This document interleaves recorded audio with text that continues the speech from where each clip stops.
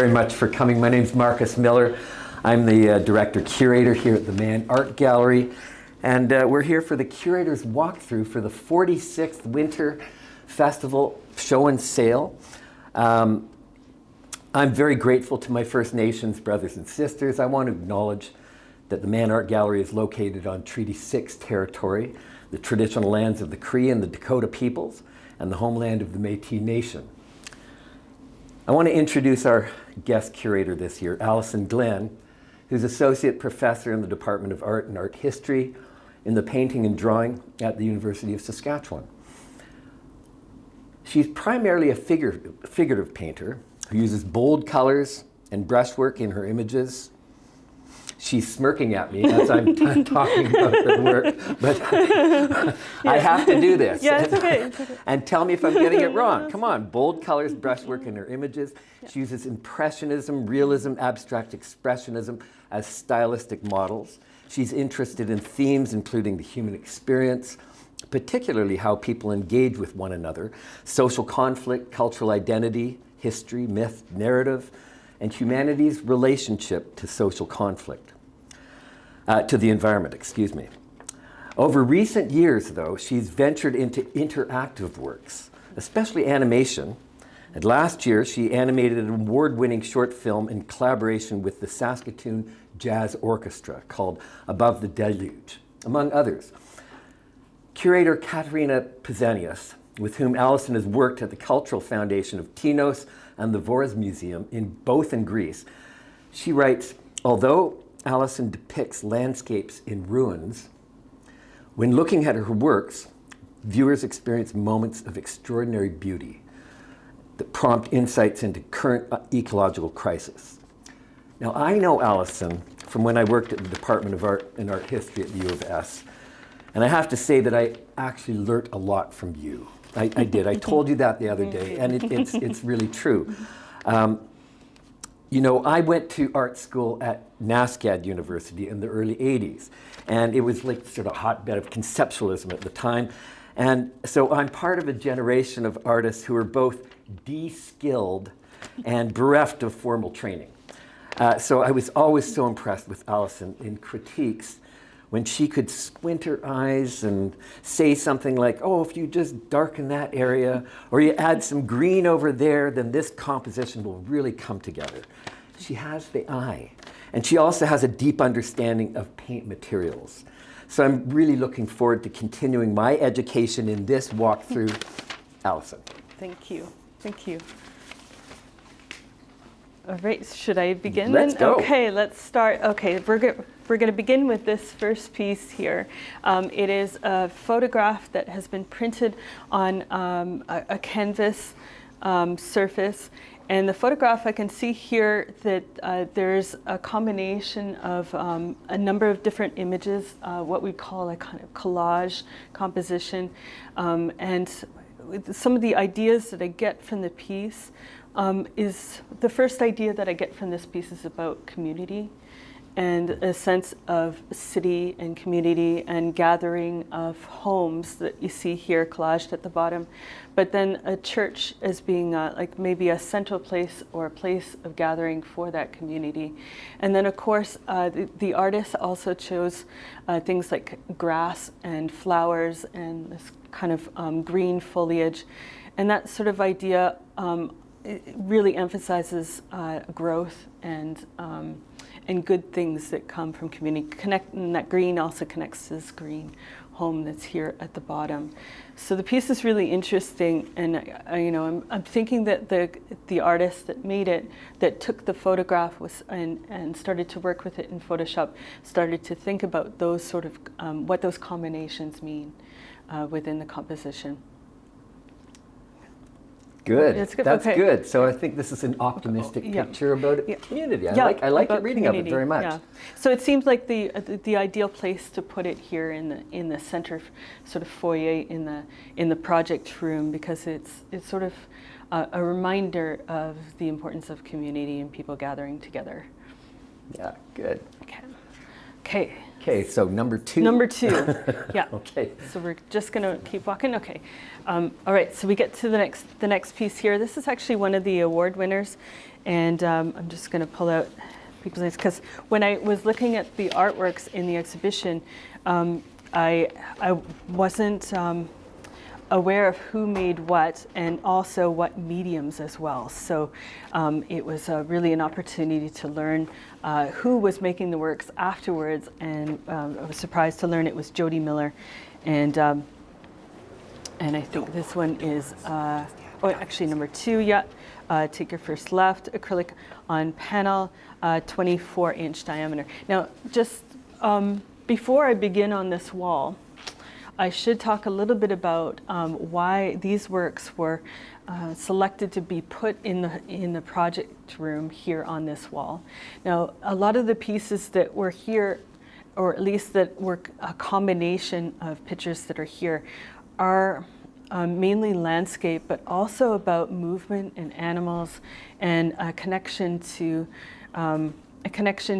landscape and the outer world. It seemed like an ideal place also as an entrance piece for visitors to come into the gallery, because it really speaks to that concept or that idea of Winterfest. And a lot of the pieces that are in this, what we call a salon style combination of artworks here, are mainly winter scenes as well. So it kind of fits within that idea. So these pieces were all selected for this particular wall to do this.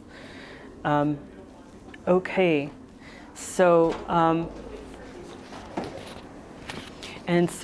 the piece that I'm first looking at here is Jody's piece, and she's one of the winners for landscape that depicts sort of like Canadiana, or the idea of a Canadian landscape, or things that and that award was from the Men Who Paint. So I felt that this was kind of an ideal piece to give that award to, because we've got the canoes, we've got this wonderful sort of Saskatchewan landscape, a Saskatchewan landscape that not everybody knows about, like where there's a lot of lakes up here in the north. And so I really love how she's depicted that kind of scene that almost looks like a group of 7, yet the color palette is quite different from the group of 7, in the sense that she's really thinking about the distribution of warm and cool color in the composition. So there's lots of browns here juxtaposed beside purples and blues, which are complementary colors. But then she also includes more primary colors like the red in here. So although there's lots of in-between colors, there's also a few of the primaries that saturated color seems to come out quite a bit. This piece has a lot of movement in it, and that has to do with the kind of mark making that she chose to make. It's very fast. You can get an idea of how quickly she made that particular mark in here. And so for the viewer, it really moves, because we tend to sense as viewers how quickly a mark has been made, and we tend to move over that mark as quickly as it has been made. So the more detailed areas, more like small bits of here and there, the slower we slow down as viewers. So this piece is quite moving. It's also a very difficult piece to paint because there isn't really an edge to it. It's not a square canvas. It's a circular canvas, so quite difficult to arrange a kind of compositional arrangement, and where the horizon line goes, and the normal way in which we would navigate a composition. So lastly, I know I'm talking a lot about this one piece, but lastly, I just want to mention that this piece was done in acrylic, which is quite difficult to paint so wet into wet on acrylic like this.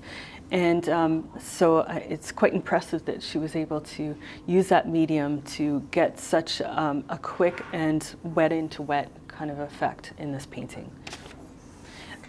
Yeah. Good. That's terrific. Okay. But it is really a problem, a special challenge, having this tondo, yes? And there's a history of tondos, right? Yeah. It's kind of, it always reminds me of a window. Yeah. A kind of like looking through a telescope kind of view. It's really interesting, and it does signify that idea of looking through and peeking through something. Right. With that kind of round arrangement. Yeah. Good, yeah. Okay, What so are we talking about next? Next, we're going to talk about number 3. I just need to find 3. Is this 3? Yeah. Okay, this is number 3. Okay. And so I'm just going to double check what the medium is here, because again, I didn't know anything about the mediums or who was painting things when I was making the selection of where things went. So this third piece is Bonnie Peters, and that is The Way Home. That's acrylic on canvas. So again, another piece that's acrylic, yet at the same time, you know, there's lots of like wet into here. I can tell that she has painted the green first and then gone in with bits of this sort of purple on top. I really like the relationship, in particular in this frontal area. It brings me in, when I would look at the composition, I am drawn to the yellow because the yellow is really saturated. Whereas these parts in here start to gray out just a little bit because the purple is on green. And purple on green can sometimes give you the effect of gray. Yeah. So what happens in this composition is I jump into the middle space, and then I also get drawn to these areas here because the saturation of the color draws me out into that sky space that's back there.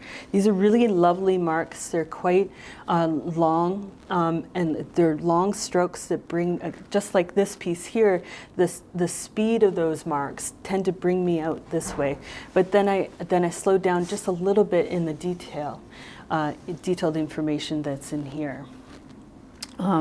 Nice sense of trees just sort of going off into the distance because of bits of the marks that make that slightly a little bit gray back there. So that's something always to think about, especially with landscape, is that things tend to get grayer further away, grayer and bluer further away. So that's always something to consider in order to push back that perspectile space. Okay, so number 4. Number 4 is more of like, if this is a macro view, a kind of a view that really describes how we see the prairies in our peripheral, then this piece here is more about zooming in and a more micro view. Yeah.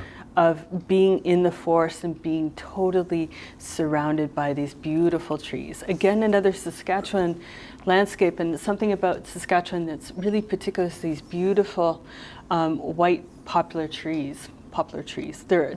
Sometimes there's birch too on occasion, but it's mainly white poplar that we have up here in the north in the boreal forest, and that's something really unique to the forest up here in the north that just makes those spaces so magical. Now I just need to check who the artist is here. This is Catherine Bird. This is Fish Lake Trail. It's acrylic on canvas. And again, another acrylic painting, very difficult to paint wet into wet in acrylic, but I can see here that she's used bits of medium. She may have even used like a glazing medium, but on occasion here I almost see a kind of tar gel, but I could be wrong on that. The tar gel is really interesting. I was told last night that if you work with tar gel, it actually you can pull wet into wet because it's a lot like oil painting. Oh, right. And so it's like you can work slower too. It actually slows down the medium. Right. And it just gives us such a different feel that seems to be appropriate. It's right. It's interesting moving from this painting to this one because to me, they kind of smell differently. I've got I can almost smell the forest walking through there. Yeah. Here, it's like wide open space. Yeah. So it's like a kind of a bigger breath in here, and here, you can start to smell the greenage, and especially in the spring and the summer up here in the north. Yeah. Okay, so let's move on to number 5. I can see in number 5, when I was looking at this piece, it's really a curious piece because there's a lot of like montage of these images. Almost some of them seem like they are from Saskatchewan, but on occasion, and some of them are architectural forms that perhaps that they identify with in Saskatchewan, and yet the background space is quite abstract, and it almost looks like a pour painting that was done. And then they put these sort of mixed media and what do you call it when it looks like it's marbled to me. Yeah, the marbled. background. The background, yeah. But I thought this painting was cheating because, you're only allowed to bring in one work of art, and this one we has got how many? 15. Yeah. Very good Yeah. for getting around the rules. Yeah. And I'd be curious to know if the person who made it also made the watercolors that may have been photographed or even painted and put into these little. So. That's my assumption. Yeah. Yeah, they're quite beautiful. Yeah. And I'd be curious if just to even see these little pieces themselves alone, standalones, even separate from this larger piece, because they are. When I look at them closely, they're just painted in an exquisite way. Definitely watercolor. That was my word. Exquisite. Yeah, They're exquisite little things. It's true. And I almost want to see them separate. Yeah. Yeah, I think I agree with you. Okay. Right. Yeah, beautiful piece. Yep. Okay, so on to number 6. I was so impressed with 6. My mother's a quilter, and I know how difficult it is to do something like this. This is very difficult. To put together these little pieces, and then I can see the craftsmanship in terms of sewing everything together, little tiny pieces. I know that they're applied to the main surface, but still tons of work, just getting the sewing machine to make those sort of round shapes, or maybe she had a serger, but it's very. There was a lot of work and thought put into this piece. I don't think I've ever seen a piece that depicts someone in a canoe, like a figure like this. Yeah. I don't see them very often. You often see landscapes, but you don't necessarily see figures. Yeah. And I really like the edge to this kind of satin edge. And it'd be interesting to see how it would hang if it had a dowel at the top and just hung that way, and maybe slightly off the wall. That would be interesting to see that in another location. Yeah. Good point. Yeah. Yeah, very nice piece. Compositionally, you've got the figure on the left side, so I tend to move over large figures on the left side, because that bottom left-hand corner tends to be the place where people enter imagery compositionally. So I do actually jump over the figure and try to get into the middle space first. Be curious for the artist to see what this composition would look like if they flipped it the other way. And I encourage them to just do that, just to see. You mean just look at a photograph? Like a reverse of this, because the entrance would be totally different. You'd be entering this way. Very interesting. And it might actually be a little bit more comfortable. It's just something to think about. Interesting. But beautiful colors and lots of varieties of greens, and also this warm color really brings me out into the foreground. Okay. Good. Number 7. Right here. This one here. Yeah, this piece. I just want to. So viewers are asking for you to read the name and the title. Then okay. Would you be able to do that? Yes, I can. And then, Let me get a pencil. and then we'll do it that way. And if you could also read the medium, that would be. I will do that. Be awesome. I will do that. I'll just put this one away Yeah. then. Yeah. Okay. Okay, so this is Leslie Blakelock, Windy Day, and this is acrylic on canvas. Okay. Oh, and it's acrylic. Yes, it's acrylic again. This is a very different kind of acrylic than some of the other acrylics that you're seeing here. There isn't. They're using a more satin or a more matte medium into the acrylic, but they're working super fast. This painting is deceiving. Actually, it looks like oil, whoever painted it. And this is, again, one of those pieces that's moving super fast because the marks have been made at a certain kind of speed. They're also working wet into wet. I do move back into the composition, into the horizon line, but the horizon line isn't as sharp in this case, which gives an overall effect to the composition. I feel like I'm not necessarily needing to go right back to the horizon because it's kind of looser, but rather I experience the piece almost like a feeling of the place as opposed to the specific place. Yeah, but don't you think that might have to do with the kind of all over composition. You know, it's just, it's going off the edges here, right? Yeah. And there's no distinct, That's well, true. there are a few places to rest your eye, perhaps, but I'd go off the canvas immediately. That's a very good point, because had there been a set of trees or something like that, I would have automatically compositionally gone to those trees as the focal point. But because things are moving so quickly, I read the piece even like an abstract painting. Yeah, that's right. Yeah. That's right. Okay. Good. Yeah. So number 8 down yeah. here, Jason Doucette, and this is Horse Whispers. This is oil on canvas. This is oil on canvas. Okay. Yeah. So A, it's really difficult to paint animals, and B, they did a really good job at like looking at the kinds of like warm light and reflected light, and they also combined more than one horse. I don't know if in the original image they had actually had separate horses that they combined together, but I feel like as a viewer it's really convincing. And then it feels like in that moment in time, they're all just sort of collected and together in the same, occupying the same space. It does not feel collaged at all. It doesn't at all. It's very integrated here. Yeah, and it'd be difficult to capture an image like this. So I'm just guessing it's dangerous possible. even. Yeah, true. Because yeah, and you would also have to be in like a middle viewpoint too. So you'd actually have to be relatively higher up to take an image. So that being said, I'm going to talk a little bit about the image, because obviously whoever's working making this painting is looking at a photographic image and thinking about how to replicate that to some degree. Definitely feel that sense of oil in the sense that there's these looser edges, or edges that are a little bit less crisp. That, you know, that's the wonderful thing about oil, that you can get those sort of smoother edges and a kind of smoothness to things. I really like the variety of warm and cool color in this piece, even though it's within a relatively small range of like warm to cool.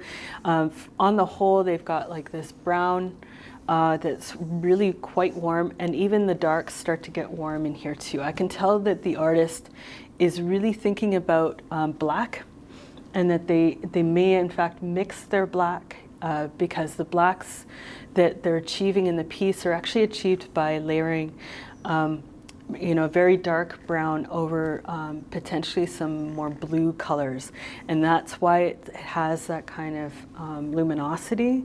Had they used like paint tube black, it would have been flat. But these areas in here start to really emanate, and there's a lot of warm, like lighter warm colors underneath, or lighter colors in general, and then they're moving dark. So. Are there any general rules about using that black out of the tube here? Do you discourage that, or just in general? It's a good question, because it does work when you work with the Zorn palette for the figure, and it's a very particular kind of palette that you use when you're working with the figure. Mars black makes the most beautiful bluish purple gray. But in many other instances, I always encourage a universal palette where you're layering blue over brown, or mixing colors, like the primary colors, in order to get those blacks, or layering them on top of each other for that luminosity. But with the figure, it's okay, because the figure's more like clay. And so the feeling of the figure can look clay, but when it comes to other things, it doesn't always work. Interesting. Very good. Yeah, Very good. Okay.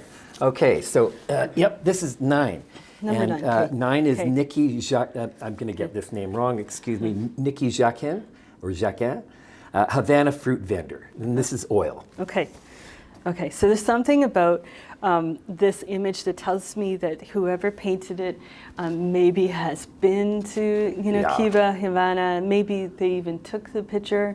I'd like to think that maybe they did take the picture, and so when they took it, this moment in time really sort of encapsulated that wonderful trip that they may have made. Or it could potentially be an image that they were working from, because maybe it's they're thinking about going to those places, or it's COVID, we can't always go to these places, so within our mind it's nice to travel to these places through our imagery.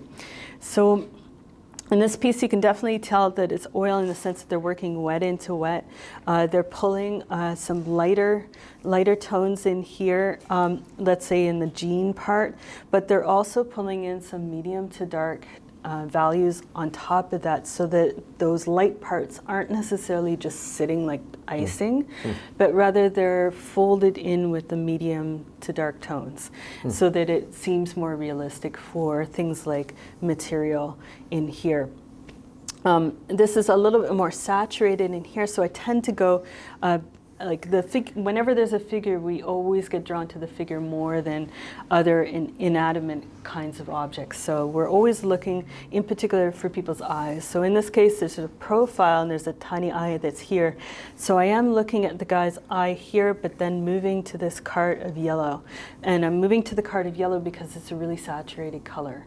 And so I tend to be drawn to that saturated color. But also, we're looking at these figures' backs. You know, you That's can true. sort of see a little Yeah. eye, but I'm frustrated there. Are They're ya? not looking at Yeah. us. No, I'm not frustrated. Yeah. I didn't mean to put it like that. Yeah. But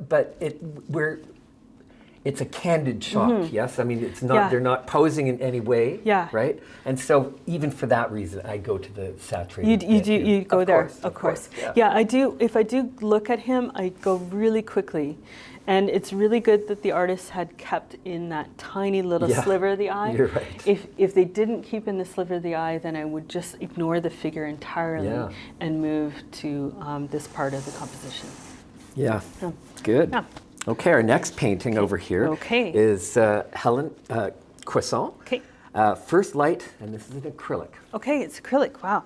Because in some ways, this is one of those moments where the acrylic starts to look a bit like oiled, partially because of the medium that they're using, or maybe it may have even been a kind of water. But this, to me, speaks to like a fluid medium of some sort, allowing it to drip, because water tends to look like water, you know, with acrylic in a cheap way, and this doesn't look cheap right here. So it looks like they did use a bit of medium in the piece and allowed it just to sort of drip down. Lots of looseness, and they're kind of just, in some ways, if you were to eliminate this subject matter that's right here, this tree and this crane that's anchoring the composition, this piece would be very much an abstract painting, and more of a sort of ethereal sort of composition. So it's interesting that the artist, to me, at least as a viewer, is telling me that they're very interested in that combination of abstraction, but does feel the need to put in some sort of anchoring subject matter. And it might be interesting for them to explore abstraction more, just for the sake of exploring abstraction.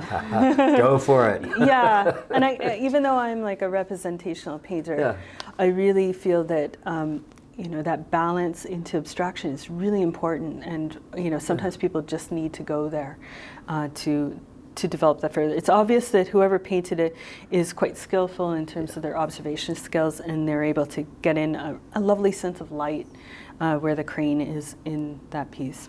Yeah. Kind of like a wet moment. It's almost like it's a rainy day. You know, you really whoever made it really captured the feeling of the day. Okay, and this is our next piece here. This is Ruby Lalonde, In My Space. And this is done with vine charcoal. Oh, okay. Vine charcoal is really hard to work with because you know, you blow at it and it disappears. And it's a really interesting medium that way.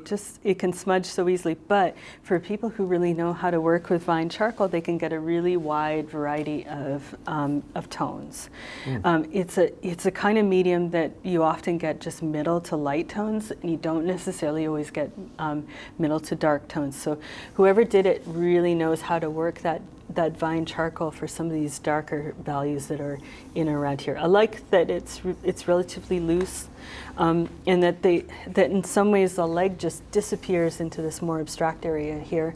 And if again, like another scenario where if I were to just take out a bit of recognizable imagery, this piece all of a sudden becomes like an abstract drawing. Yeah. So maybe, again, that's like, how much information do you need in order to, for the viewer to understand that this is an animal? Even if it was just simply an eye, and it was just completely abstract, what would that look like? Just the thought. But nonetheless, very well depicted, piece that really tells me about the textures and the rhythm of mark making, and they're thoughtful about the direction of their marks to really describe the body and moving over that bone structure and into the next animal's leg back here. I understand the piece very, very quickly. But this one is more abstract. I believe Ruby also had a piece in the last Winter Festival show, and probably in previous shows as well. I know that her subject is really cows from what I've seen here, but this one is certainly more abstract because it's all zoomed in here, right? Oh, and that's interesting, like the closer in, like that macro to micro, how that might bring an artist to a little bit more abstraction. Yeah, it does. Yeah. It does. Okay, 11, 12, this one. So this is a really interesting Just piece. let me tell you who it is here. Yeah, Karen Pass Thompson, Caribou, and this is mixed media. Okay, it's mixed media because there's bits of graphite that are in here that she's included, and there's also little bits here, you may or may not be able to see on the camera, but there's little bits of paper or even photographs that have been placed in here. So this is definitely an artist who's thinking about control and no control, and the idea of chaos and controlled chaos. And it's and again, another moment, had we not had these bits in here, these recognizable bits, this piece would break down into an abstract painting. And I really commend the artist for thinking in that way, because those of us who work more representationally, sometimes it's really hard to get to this place where we let go of trying to define the positive from the negative space. This is an object, this is not the subject, this is a subject, not the subject. Yes, right. And really experimenting with that. And it may be worthwhile for whoever painted this to start thinking about working bigger. They might also scale up in brushes. They might get larger brushes for some of these bigger marks. And they may also start thinking about less marks. And how do I depict something with bigger and less marks? Definitely a combination between painting and drawing, this composition. Like the way in which they're thinking is somewhere between painting and drawing. Yeah, right. That's exactly right. Lots of action there. Our next painting is up here, Kathy Burden. Even Broken Wings Can Fly, and it's an acrylic piece. And it's also mixed media. Because I don't know why that's not listed here. Like dragonfly. Because is it an actual dragonfly? And that's, I believe it is. It is? It's actually a dragonfly. Taxidermy of some sort. Okay. And also like the what are those, willows, or are they? I forgot. It's not on the list of materials. How come? Materials. Okay. It's a really interesting piece. They're it is acrylic though, right? Yep. Okay. Yep.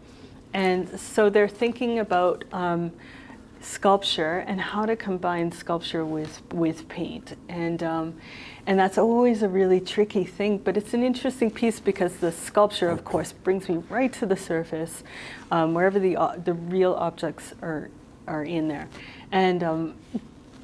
The piece is fairly fluid. There's some birds I can see that they've painted in the distance to give a sense of perspective space. It's something they might consider working if they're really thinking about using sculpture or real appropriated objects within their painted compositions. They may start thinking about pouring paint over them. And integrating the paint over them and into them. Interesting. And then deciding which parts of the appropriated objects are revealed, and they may also think about why. Right. Yeah. Just a way to bring the two mediums closer in together. Yeah, but there's lots of perspective space in that piece. Yeah. Over here, this is our next painting here, and this is by John Graham. The title is Evening Lake. It's oil paint. Yeah. I know John because I work with him, and John is a printmaker, and I hope he doesn't mind me saying this. He's a printmaker. No, he's a painter. Just look. No, yes, but I visited his studio on last Sunday, and all he had was paintings. Oh, he's gone over to the dark side. And he has. And I know I'm just so wowed by people who can transition into another medium and offer so much love and care with that particular medium. And is this your fault? Did you convince him to become a painter? It has nothing to do with me because I would like to become a printmaker. Anyways, I can see with John's piece here that he started with a bit of an underpainting. I want to say that it's probably a relatively gray underpainting. And then he's working some of his lights on top of his grays, or he may be putting in the lights and then working some darks around it, like the clouds. He's really carved them out with some medium tone colors. So he's working with a relatively warm and cool palette, thinking about complementary colors like orange and blue, but then trying to get some grays in between by some of the layering between those two complementary colors. One thing John might consider is start thinking about other kinds of colors that he may integrate into his landscapes. Maybe there's purples in there. He may also start to think about spatial depth. This is a very big object here, which is, just fine for me as a viewer entering the compositional arrangement because I go in this way. But I almost want to see a little bit more of a change in color right here. And I wonder how that would just push back that space.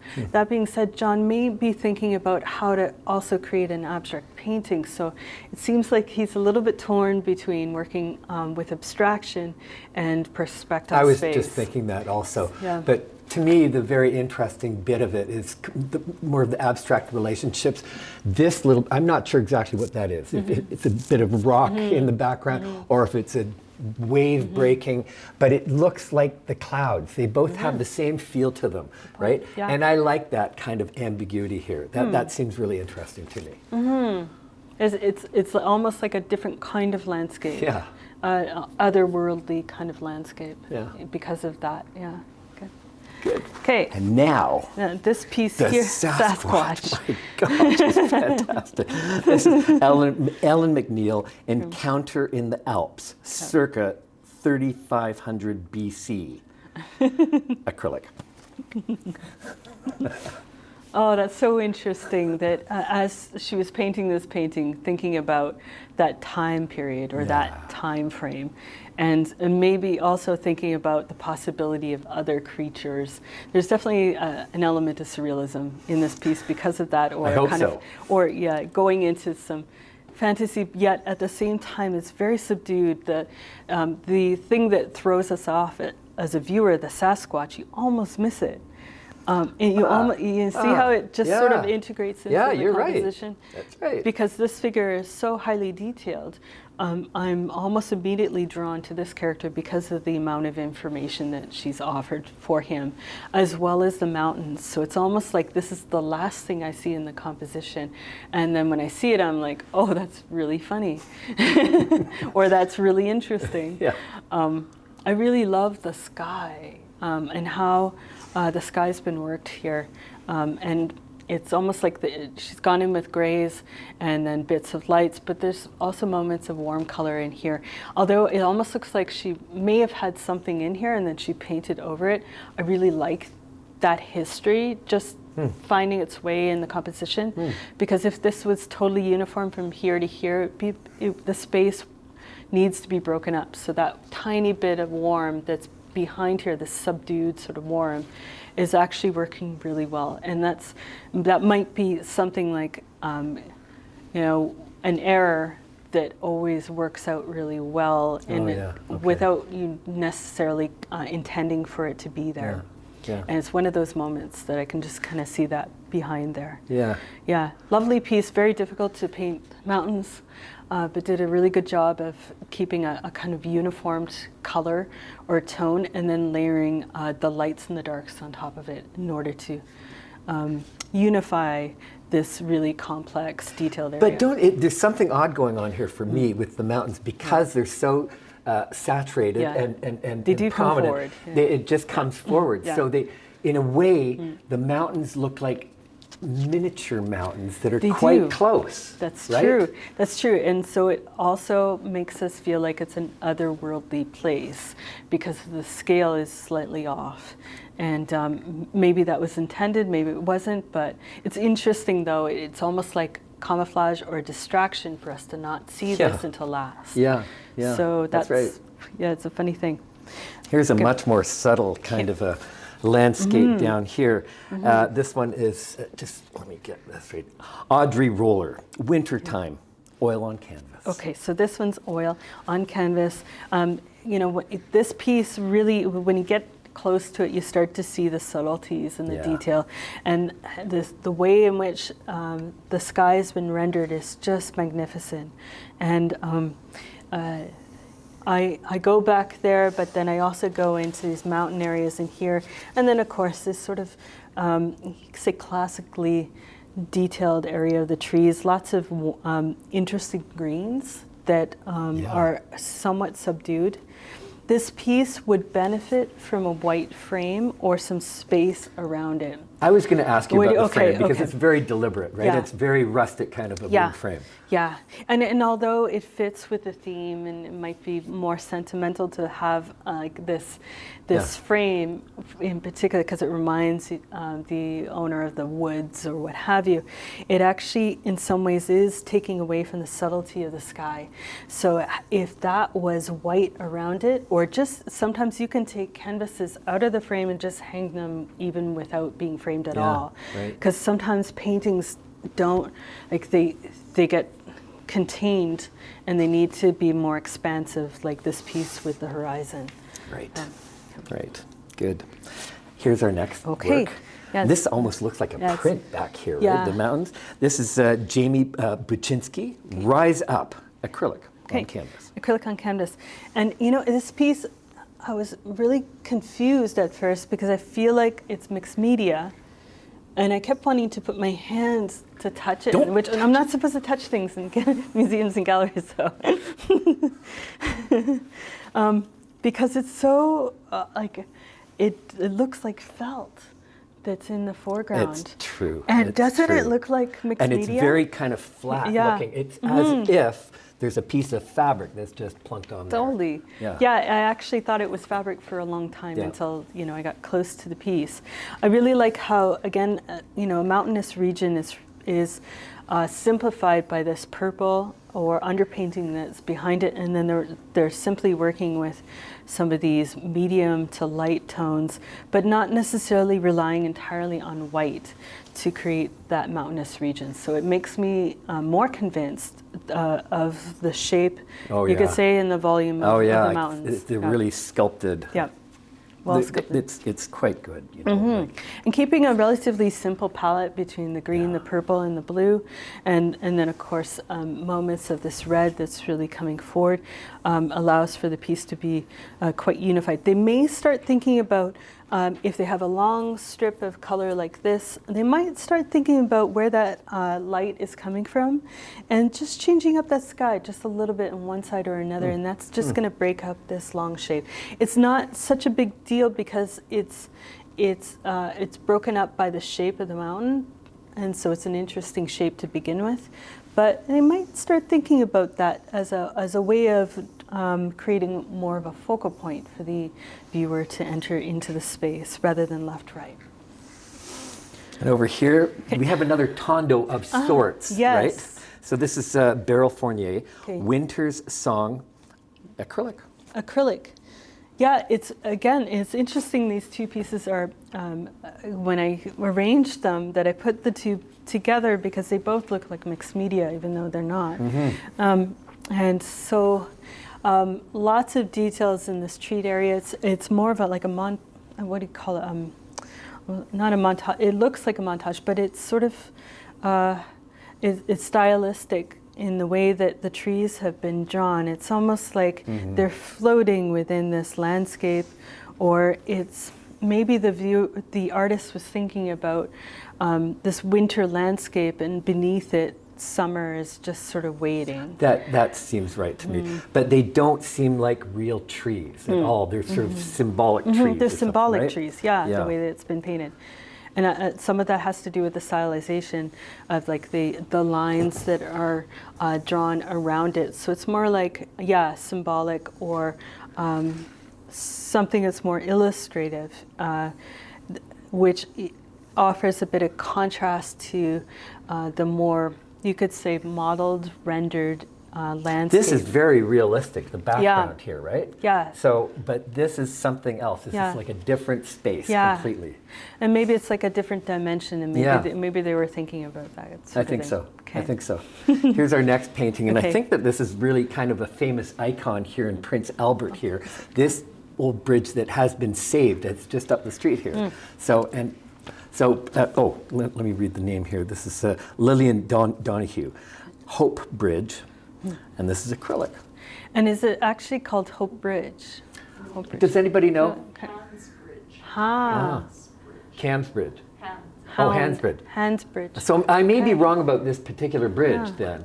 That is it here in Prince Albert? Does anybody know? It is, right? It's in Little Red River Park. Oh, okay, I see. And it is covered in graffiti. Yeah, okay. That's not as much positive graffiti. I see. Okay, good, good. Thank you. Okay, so this is in right in the park up here. Yeah, Good. I used to paint a lot of landscape, and sometimes paint architecture within landscape. And there's something about that combination of architecture and landscape, and how that's just a little bit more challenging to have those geometrics situated amongst more ecological sort of fluid marks of trees and landscape. So I really commend the artists for finding a way to combine those things, but also capturing a really lovely sense of light on that architecture. This architecture isn't flat. It's got dimension to it. There's also, they also included a bit of snow, so it's integrated there. It's almost like buried in the snow. And that something that they pointed out, or that they painted in the graffiti, because when you paint graffiti, you can pick and choose what you paint, right? You don't have to paint all the graffiti, but they chose to include the ones hope and love, and then there's hope here again, and then love again. So it's interesting that the painter of the piece was really thinking about that as a reminder of it in the middle of winter. So something of being in the cold, and yet there's still hope and there's still love that's sort of emanating from. And I also kind of imagine this as a COVID painting. Yeah, right? it might be, in the cold, emerging from that. Lovely piece. Yeah, nice. This is our next piece. This is really amazing. This is amazing. Mary Nakota, Morning Stroll. And this is acrylic, mixed media, drywall compound. That's what it is. Okay. Okay. That's the secret. Okay. Yeah, again, I didn't know the mediums, and I didn't know the owners of the pieces when I was arranging them. So I was really curious about the medium. And so it's drywall compound that really gives that trompe l'oeil effect to the piece. I wasn't sure if they had carved out wood and painted on top of it. And it's such an interesting piece, and especially with it being a little bit higher up on this wall, it really draws the viewer's eye up into this location. Had this piece maybe been down here, there's a different kind of light that would have hit it, because it's sculpture, and it's shiny sculpture, and so we would have seen it differently. So that's something to think about for whoever makes the piece, is that always think about your lighting and how the lighting is hitting the piece. And in some cases, they may even want to reverse the painting and paint it the other way if the light is hitting it in a less aesthetic way. It's the thing, when you combine sculpture with painting, you have to start thinking about how the light is going to make it more aesthetic, or make things look lumpy. Right. But in this case, it's not lumpy at all, because they've pulled, it's almost like they've pulled the hair over. And so that light is hitting in a really nice way, in the way that it would hit the fur in that location. And obviously, the painter of the piece really wanted to bring that animal out and really experiment with that. Yeah. Almost like a relief. They may start thinking about other kinds of relief, or other kinds of materials, or creating more sculptural pieces. They may even think about how drawing might find its way into their pieces as well. I thought you were going to say she was a frustrated sculptor. Yeah. Well, no. All I'm saying is go more. Yeah. And maybe you might also think about geometrical shapes too, not just organic ones, but really start to build things out, because and start thinking about that trompe-l'oeil effect and why you're creating illusions, and think a little bit more about why some things need to be an illusion and some things need to be more subdued and sink back. Yeah, good. Mary, you may be interested to know that when our elder came in to bless this show last night, Cecil Echappe, he zeroed in on this one. Oh, he just thought this was fantastic. Yeah. Just so I just thought I'd mention that here. So our next painting, which is already sold, Nicola Sherwin-Roller. The title is Powerful Collaborations. It's acrylic on canvas. This is this is quite difficult to do in acrylic. But the person who painted it obviously has skill when it comes to working with animals and working with a combination of animals. This is one of those scenarios too where she would have had to collage more than one image together to make them look like they're within a kind of space. So I enjoy the fact that she's really being creative that way and thinking about that relationship between the crow and the wolf, and this piece of bark is just painted so lovely here in the foreground. It really comes forward. That's right. Without the bark, though, we may have lost the crow.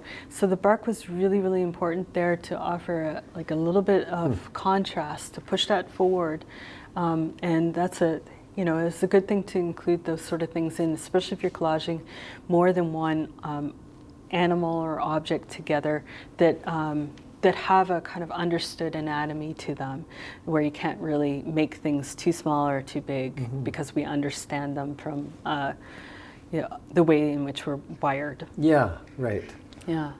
A really commanding set of eyes, with, commanding the viewer to really engage with the wolf. Yeah, good. Our next painting is up here, 22, Bridget Reduez. I apologize for getting your name. Reduez? Reduez. Embrace nature. Embrace your nature.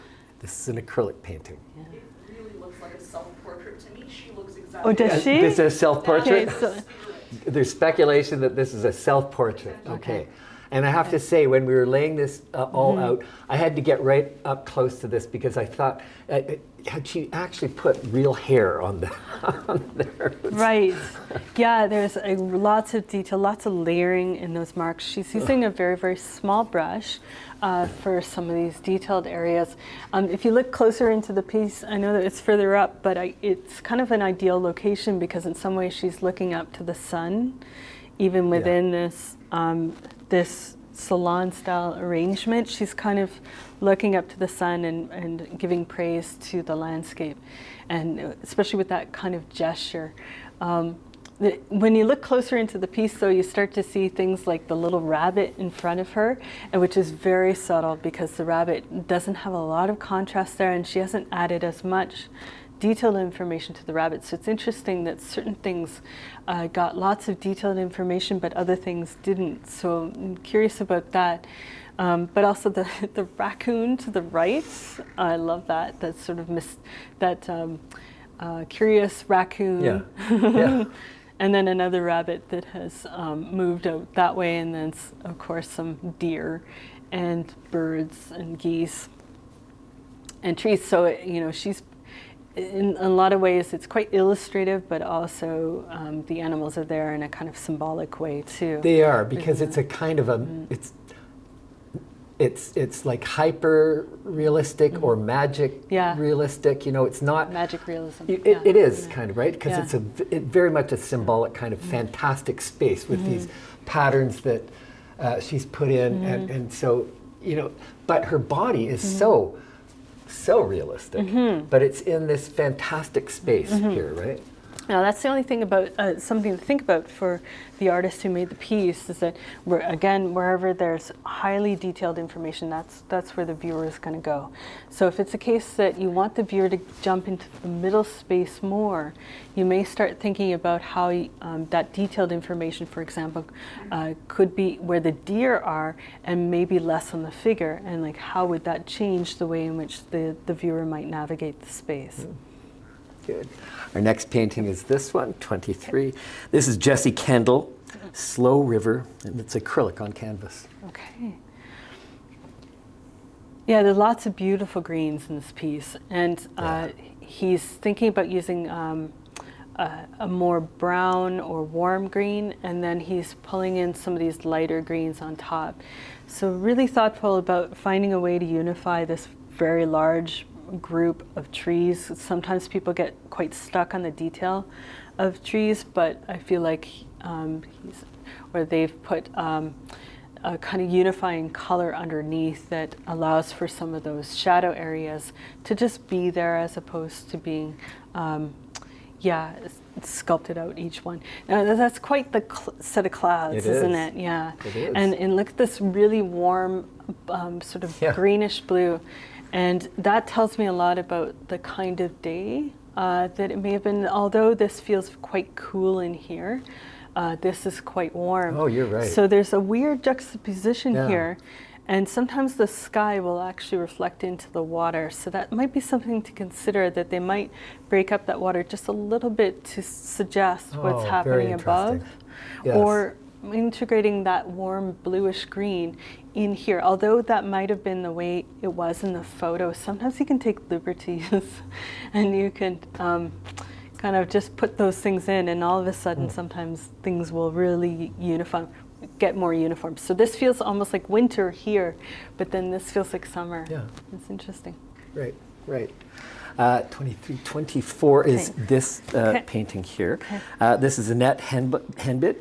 4 o'clock sundown is the title. It's acrylic on canvas. Okay, this is acrylic on canvas. It looks like they've worked the horizon possibly even first with the sky, and then they worked the trees on top of the sky. So it wasn't done the other way around. And that partially because this is such a complicated area of trees, there's really no way around it but to kind of do it that way. You can, however, go back in to some of the in-between areas to integrate the trees and the sky just a little bit, so that to offer a little bit of mystery about how it was made. Just something to think about. But that I like that I peek through into this landscape that's back here, and that gives me some dimension. There's also these perspective lines that merge towards this more, you could say, triangular shape right in here. It's drawing me to the light that's here. And so these are really bringing me in. But at the same time, the bits of grass that are in the foreground cause me to jump into the middle space. Yeah.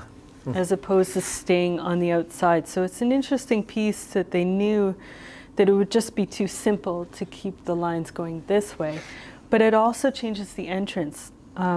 So that being said, I'd be interested to see how the light that's in here would reflect along the grass bits in here. Like maybe these bits get slightly lighter along here, and that would allow this part to look a little bit less flat, and then I would enter in this way a little bit more. Yeah, interesting. Just something to think about. But yeah, really lovely piece with lots of variety of value within it, lots of middle light tones.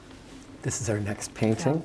This is Jeanette Stevenson, Monroe, Saskatoon Train Bridge. And this is acrylic gloss medium and varnish on canvas. Okay. Some of us had ventured over this bridge before, so there's a kind of familiarity, especially for anybody who's walked over that bridge. But Another scenario, just like this bridge here, of integrating architectural forms within a more organic shaped landscape. And not that easy to do. I'm sure it was a bit complicated to get this in here without spending too much time on maintaining the edges and the drawing of this section of the piece.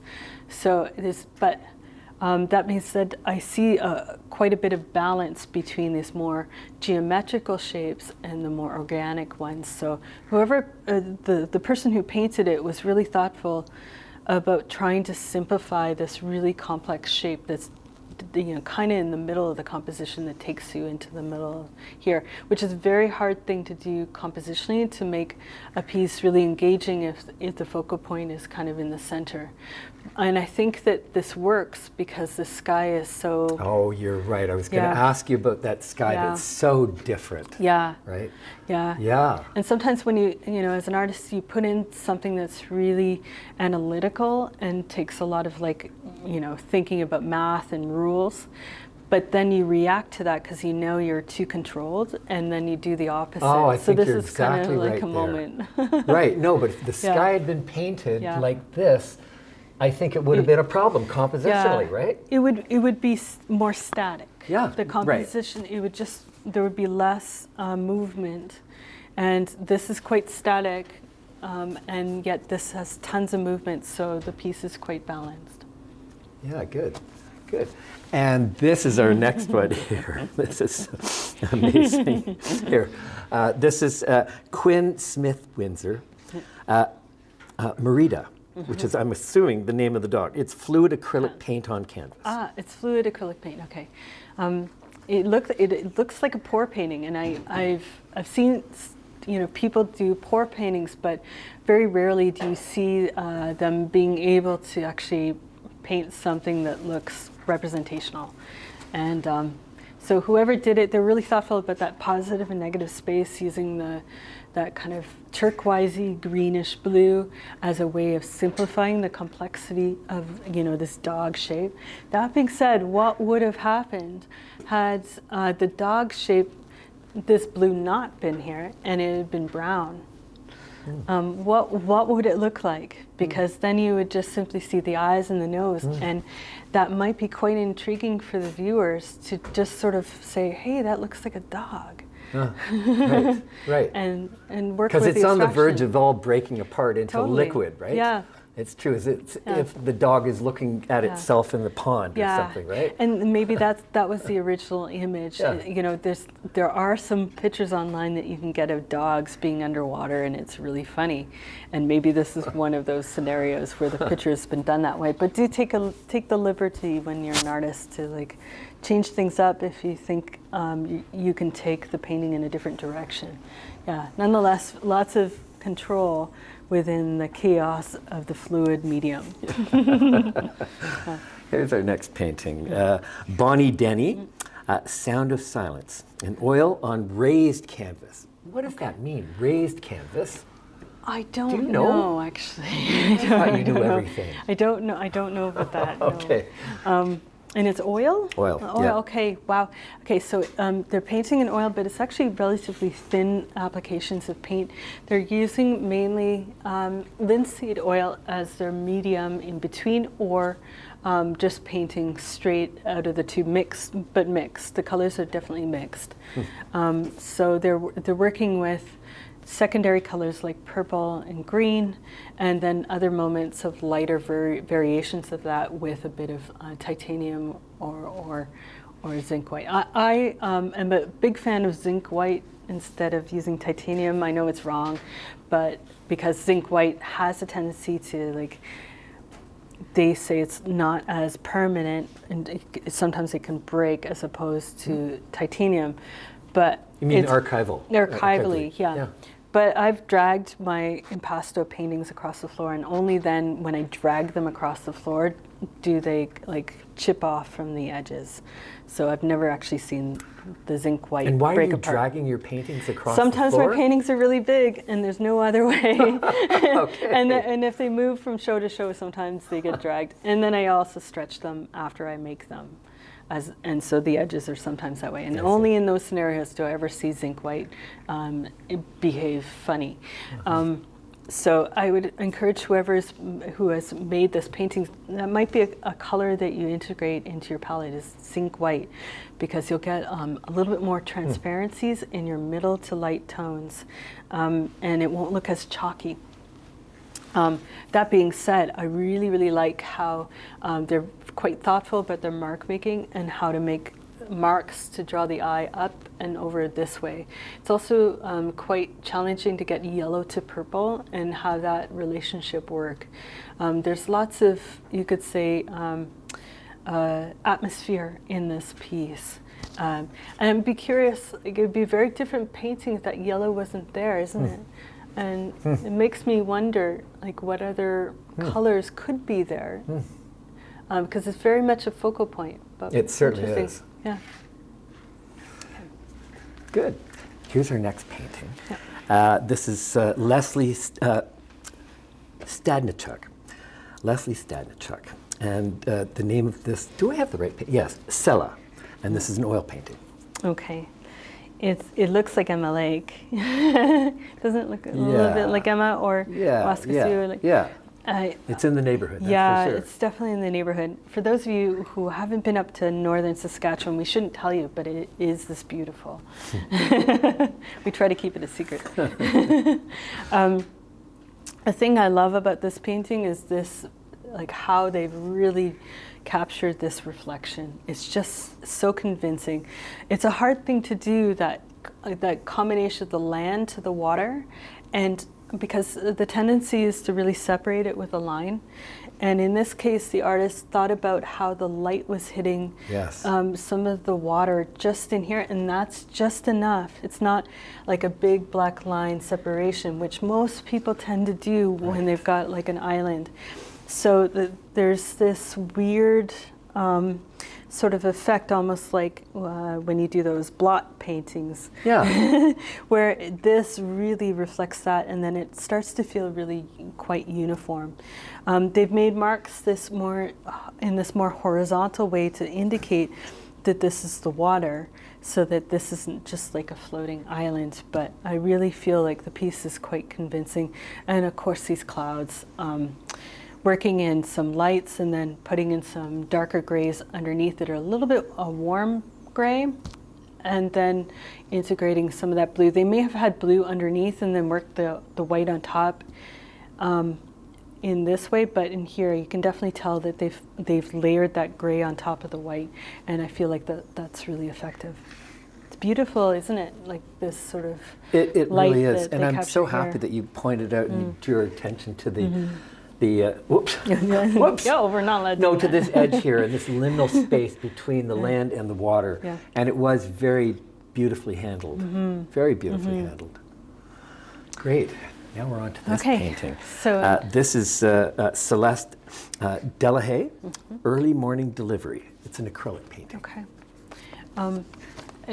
This is actually quite difficult, again, to do in acrylic, the wet into wet. They're also working with warm into cool as well. And it looks like they started with the blue in the background and then started to work in some warms. I actually think that they put a darker blue or purple and then this pinkish color on top. And because of that wet into wet, though, it really causes it to come forward. It has a kind of gives us the impression that it's really above us. Yes. You're right. And then of course it's a really relatively dark landscape because it's at dusk, and working the warm and the cool, and simply just working warm over cool. Something they might consider in order to push that perspective space is if closer to the horizon or to the place in which you took the photo and working with it, or at least working with the photo, if your location as the viewer is kind of around here, I might think about making that super warm and light, you know, working light warm to cool dark in this spot right here, and that would bring this part of the composition out, and would, like this one, kind of like reflect this coming forward, and then that coming forward, and then this receding. Yeah, yeah. Just a small, tiny little detail, but really well painted. In acrylic too, again. I commend those people working in that medium. Good. Now we've got this little pair here. This is so cute. This is Heike Fink, muskox, the next generation. Sorry. And it's made with the real muskox. This is real muskox Okay. wool. That's so fantastic. Wow.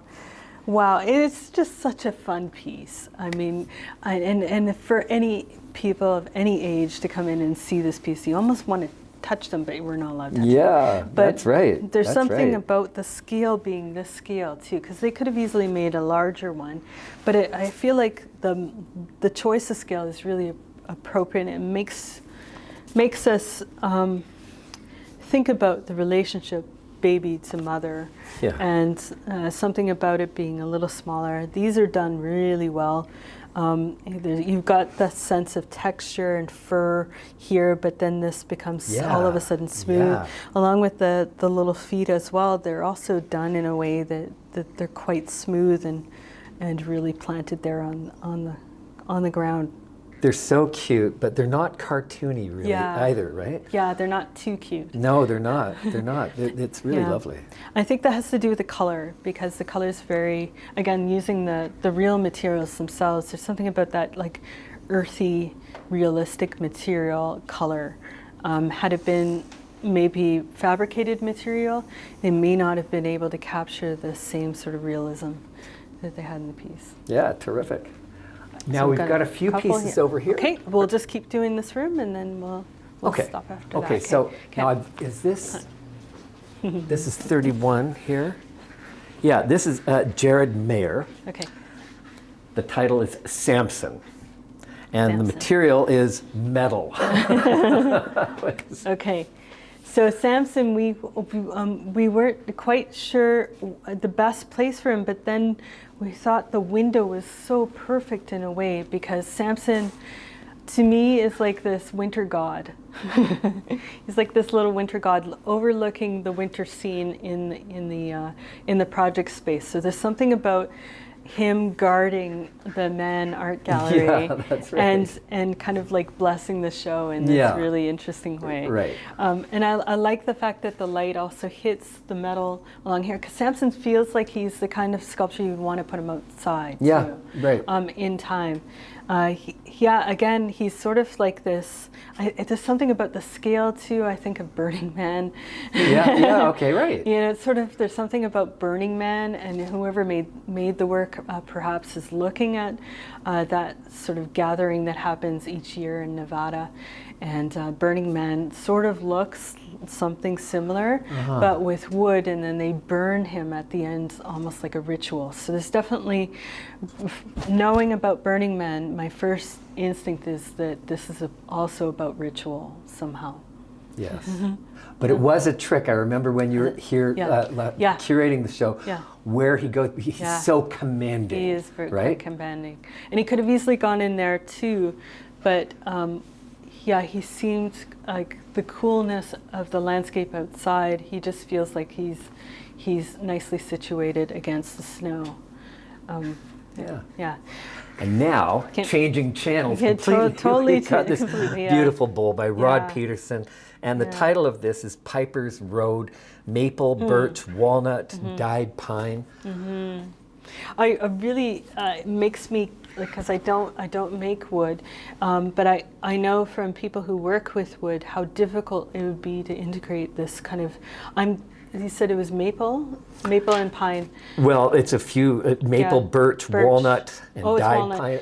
Yeah. 4 different kinds of wood. Yeah, because I'm guessing this is walnut in between, and then how to place that together and get it glued, and then sand it, like the wood turning thing. Yep. It'd be so complicated to do something like this. So I like the fact that the title alludes to the road. Yeah, right. And Right. so they're really thinking Piper's about Road. Yeah. how that might evoke the imagination of viewers of this not just being a pattern, but being a passage of some sort. Well, Rod is he's a wonderful craftsman, and we carry many of his works in our gift shop. Yeah, I've So seen a come on couple. down. Okay. Okay, so over here we have Grace Dansereau, a horse called Fury. This is acrylic, yeah. Okay, so this piece here, it was such a commanding piece, I wasn't actually sure where to put it because the red and also the way in which, the profile of the horse as well. It's a fun piece. It's like they've done a bit of a pour painting, but then painted into or over the pour painting. Something that's more representational, slower, but these kinds of marks are super fast and vigorous. So, there's something about the red and also the vigorous marks that cause this piece to be really commanding, even without the horse. Yeah. You would see how much that would demand. And it'd be interesting for whoever made it that you don't necessarily have to put in representational stuff, that you could also explore abstraction a little bit further, because I feel like you've got something here pointing you in that direction. Good. Now this piece is Diana Sneesby, Day at the Races, and this is acrylic on canvas. Okay. Day at the Races. Yeah, see, again, I didn't know the title, and it's interesting that it's Day at the Races because they're all wearing hats. There's something about a time that is not this time, That's right. but more of a nostalgic or alluding to another kind of cultural thing that people used to do to gather, to take risks together. Yeah. And focusing mainly on the hats and the shapes of the hats as a kind of pattern. Another scenario where, again, if the more representational things were to not be here, how, is it possible to start working with things that are less descriptive, but rather just working with pattern alone might be of interest to the artist? Because you can see how interesting the shapes just sort of break up. But that's a really major part of this It painting, is. sort of the negative spaces between the hats, Yeah. right, and all those silhouettes. Yeah. But the time period also seems, what is that, like sort of turn of the century? And they wear hats too at the But then the races. sunglasses, that's funny, right? Yeah, that's good odd. point. And maybe they weren't sunglasses, maybe they were more glasses, but if that's the case, But that maybe, looks much more sort of, 60s, 70s, 80s or something else, right? Yeah. Definitely a focal point here, and then I move again to more, the possibility of more figures here. That's always the case when there are figures within a composition. I'll move this way and then around here. So how interesting if you were to, take out the more recognizable things and how that composition might break up. Great. Okay. Do you want to take a little break? Let's take a We'll little take a break. little break for a some couple water. of minutes, and then we'll be right back. Yeah, thanks.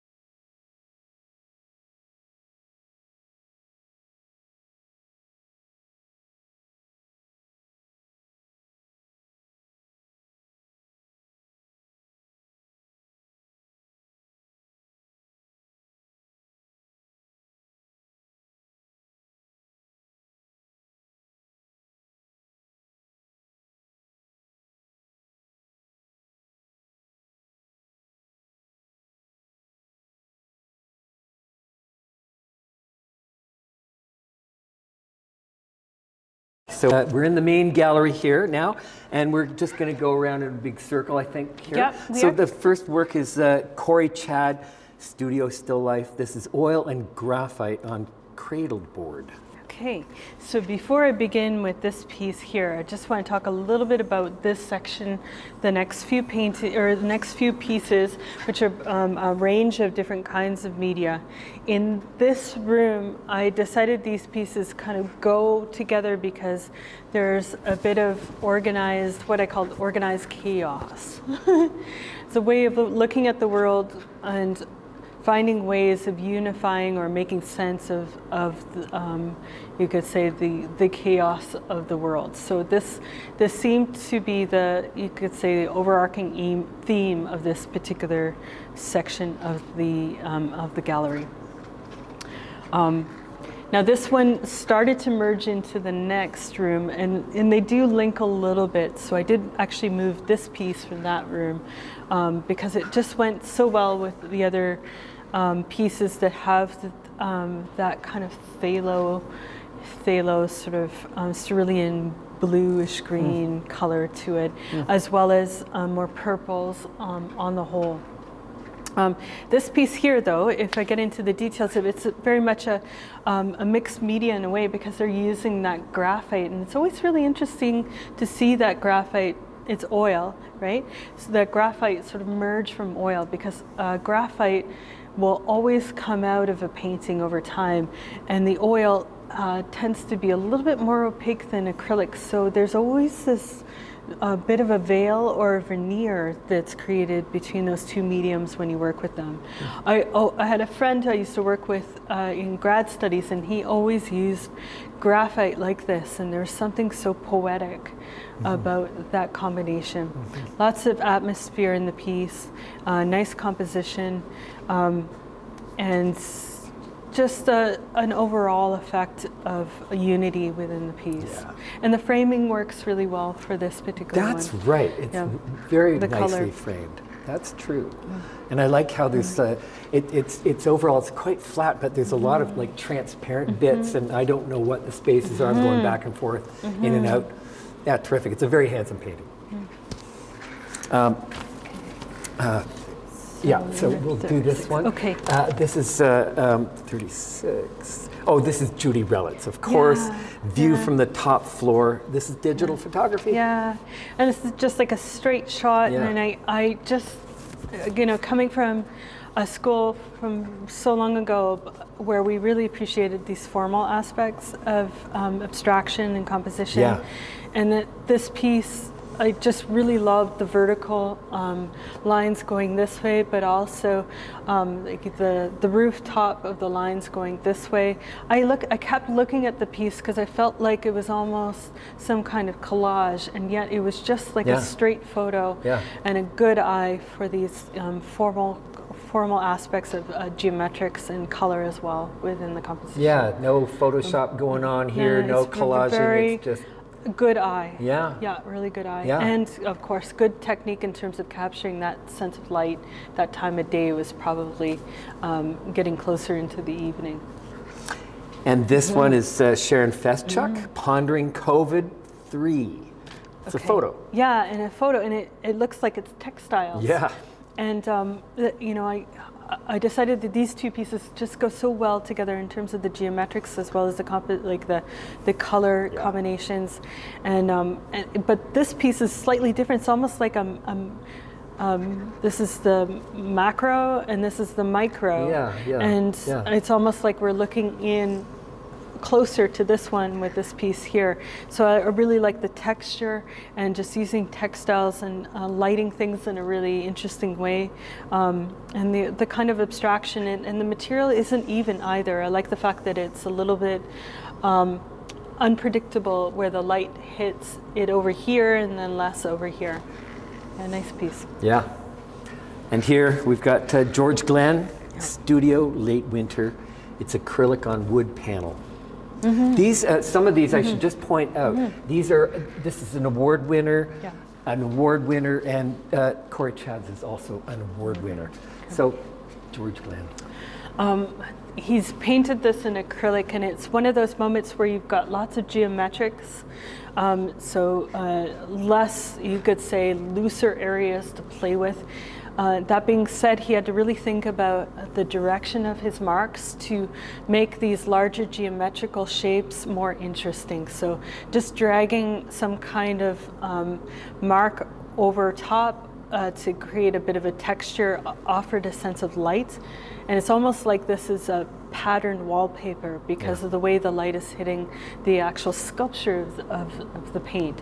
That being said, he's acrylic and he's not lumpy at all. In some places he's doing a little bit of a Gerhard Richter here where he's flattening out some of these shapes, allowing us to really get closer into this focal area in here.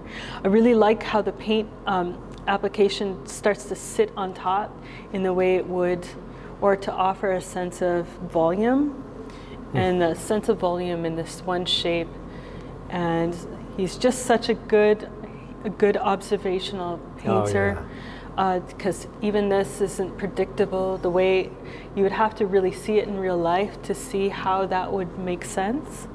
And for us as a viewer, it makes sense. He doesn't have to oversimplify these objects for us to understand that this is in a real space. Yeah, just beautiful It's a painting. Fantastic painting. Beautiful He's a painting. fantastic painter. He's a masterful painter, right? Definitely. And when I first started working here, my office was decorated with George his Glenn pieces. paint. And I left it up for a Yeah. very long time because I Yeah. could live with these things. Yeah. And I always knew there were areas like this, Yeah. I don't know exactly what's going on there. There's reflective surfaces, and he's ultimately messing with me. And they're just like, you can live with a painting like that, and it Sure will can. always change, right? Definitely. Yeah. Yeah, beautiful painting. Yeah, terrific. This is a painting that has sold. Fantastic.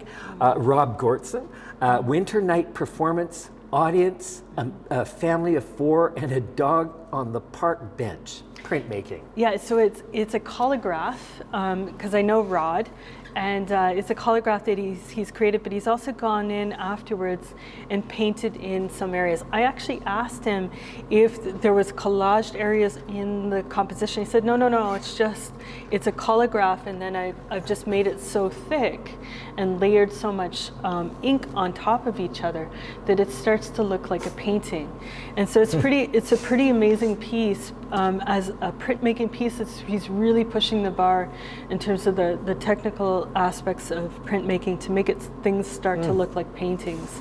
I really love how this alludes to this almost like a winter sky, or a sky with lots of stars, and it's a winter night performance, almost like the Northern Lights or suggestion of it, and how abstract the piece is, and yet the title alludes to something else, right? Yeah. Very particular Yeah. things. Yeah, very Abstract. particular things. Yeah, interesting. Here's our next one, Mary Romanuk, The Black Fly Boogie, Graphite. Yeah. This is a lovely drawing. It's like really fantastic. There's something really fun about this piece. It's relatively, you could say, it looks like a really relatively simple drawing, and yet at the same time to keep the subject matter as simple as they did. I love these gestural marks that are in here. It's almost like the artist was thinking about the movement of this. It's a moose, right, of some sort? Or I see it as a moose. Yeah, it's some sort of animal, and these marks are just sort of depicting the gesture of that. Yet, then at the same time, they've decided to flatten the space just a little bit, or push back you could say the volume of the shape using some of these eraser marks. And I think we had a conversation, you had said something really lovely about how it's almost like the moose is being erased or disappearing. Yeah. And I thought that was really thoughtful. Well, when I hear that, I didn't know the title at first, and in fact, when I was working on my computer and putting things together, the Black Fly Boogie, it didn't. I didn't immediately put it to this drawing at all. However, I did read this I mean, it's hard to tell. Am I looking down on this moose? Is it sort of splayed out on the ground here? And all of these marks also, I mean, now I see it as little black flies. But at any rate, the moose looks perturbed, right? And there's kind of a sort of a tragic aspect to it that way. Yeah. But it's a vigorous drawing, and I love it. I'm not as crazy about the title. Yeah. Okay? That's all? That's just me. Yeah, it could be a little bit more mysterious. Yeah. And they don't necessarily have to... Because it's got a humorous kind of a feel to it. And I want to see this more tragic, I think. Ah, you do? Okay. Yeah. Okay. Yeah. And then that's okay. Yeah. Okay, and our next picture here is Ulrich Viet. Bitter, she calls this. This is an inkjet print. Yeah. And another award winner. Yeah.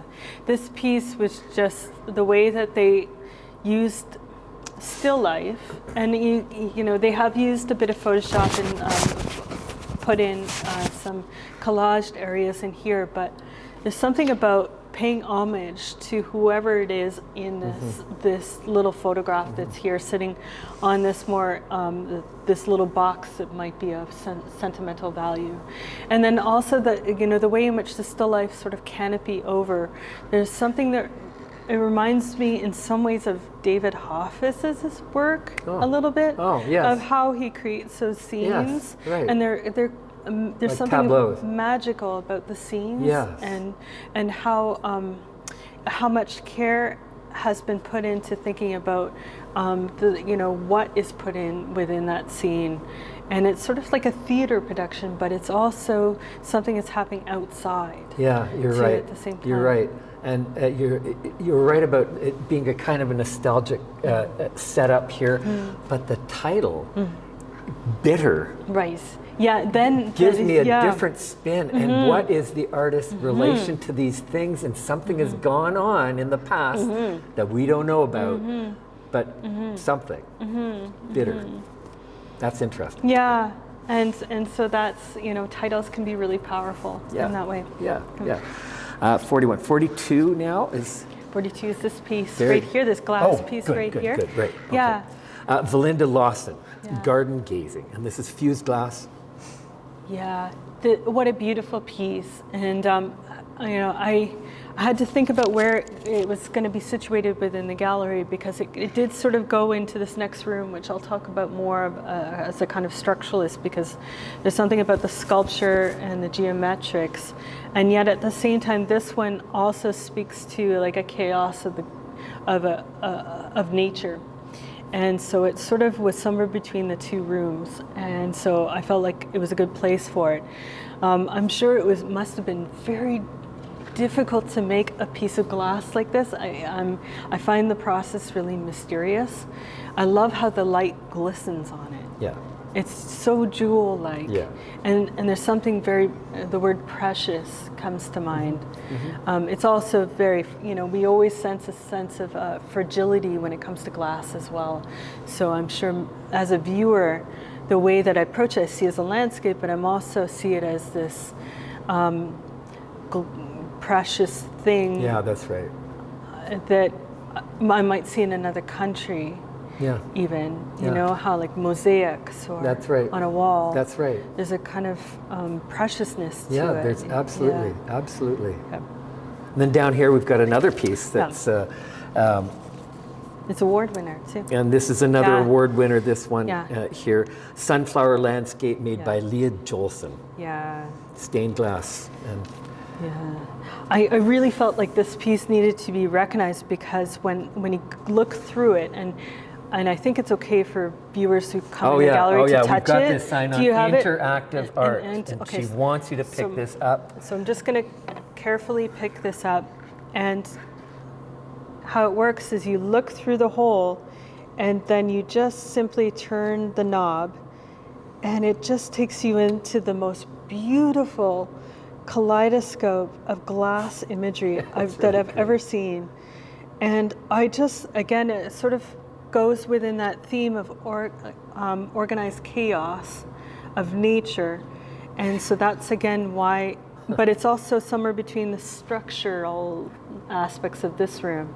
So it's a good in-between space, but I love how it's like a movie And because it's a movie and it moves and it's mobile in that way, it takes me into a magical space, and I love how that just transported me into another place.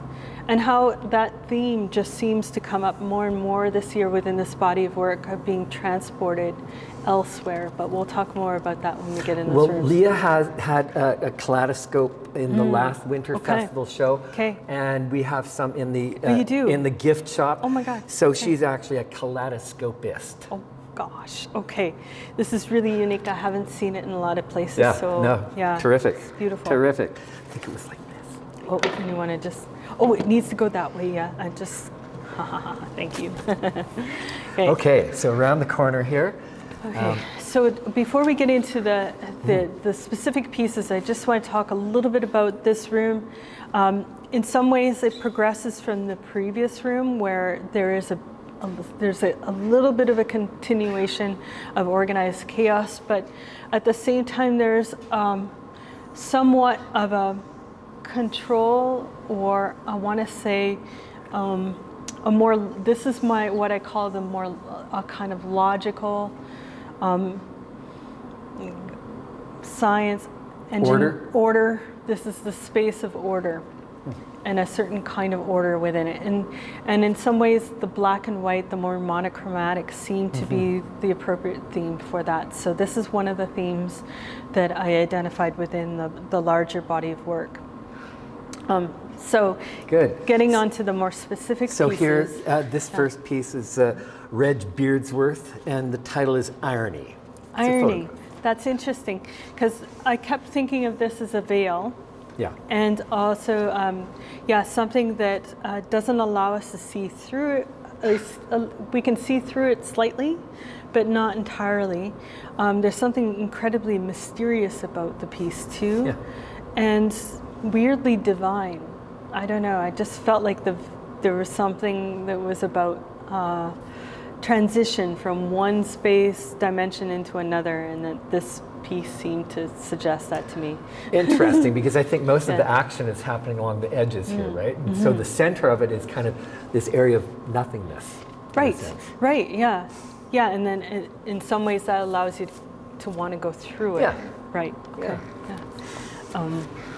The next one here is Jessie Campbell, former curator director of the Mann Art Gallery, and I think Lana insisted that she put a piece in the show. Did so she? Okay. Thank you very much, Jessie. So this is mixed media, oil pastel, pencil, watercolor, Yupo paper, and it's called Living Room.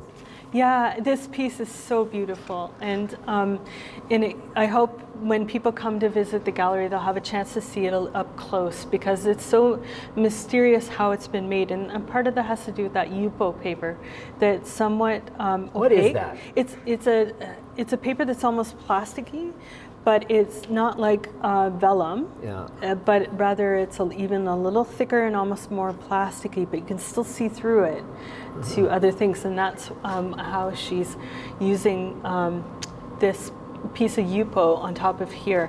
As a mixed media piece, it's just so mysterious like how she made it too. It's just gorgeous piece. Right. I love how these little painted circles, the color combination works really well between that gray, but the gray starts to read as purple beside this green, and because of color and optics. But then there's also this garden, possibly garden landscape in behind that we can't quite see.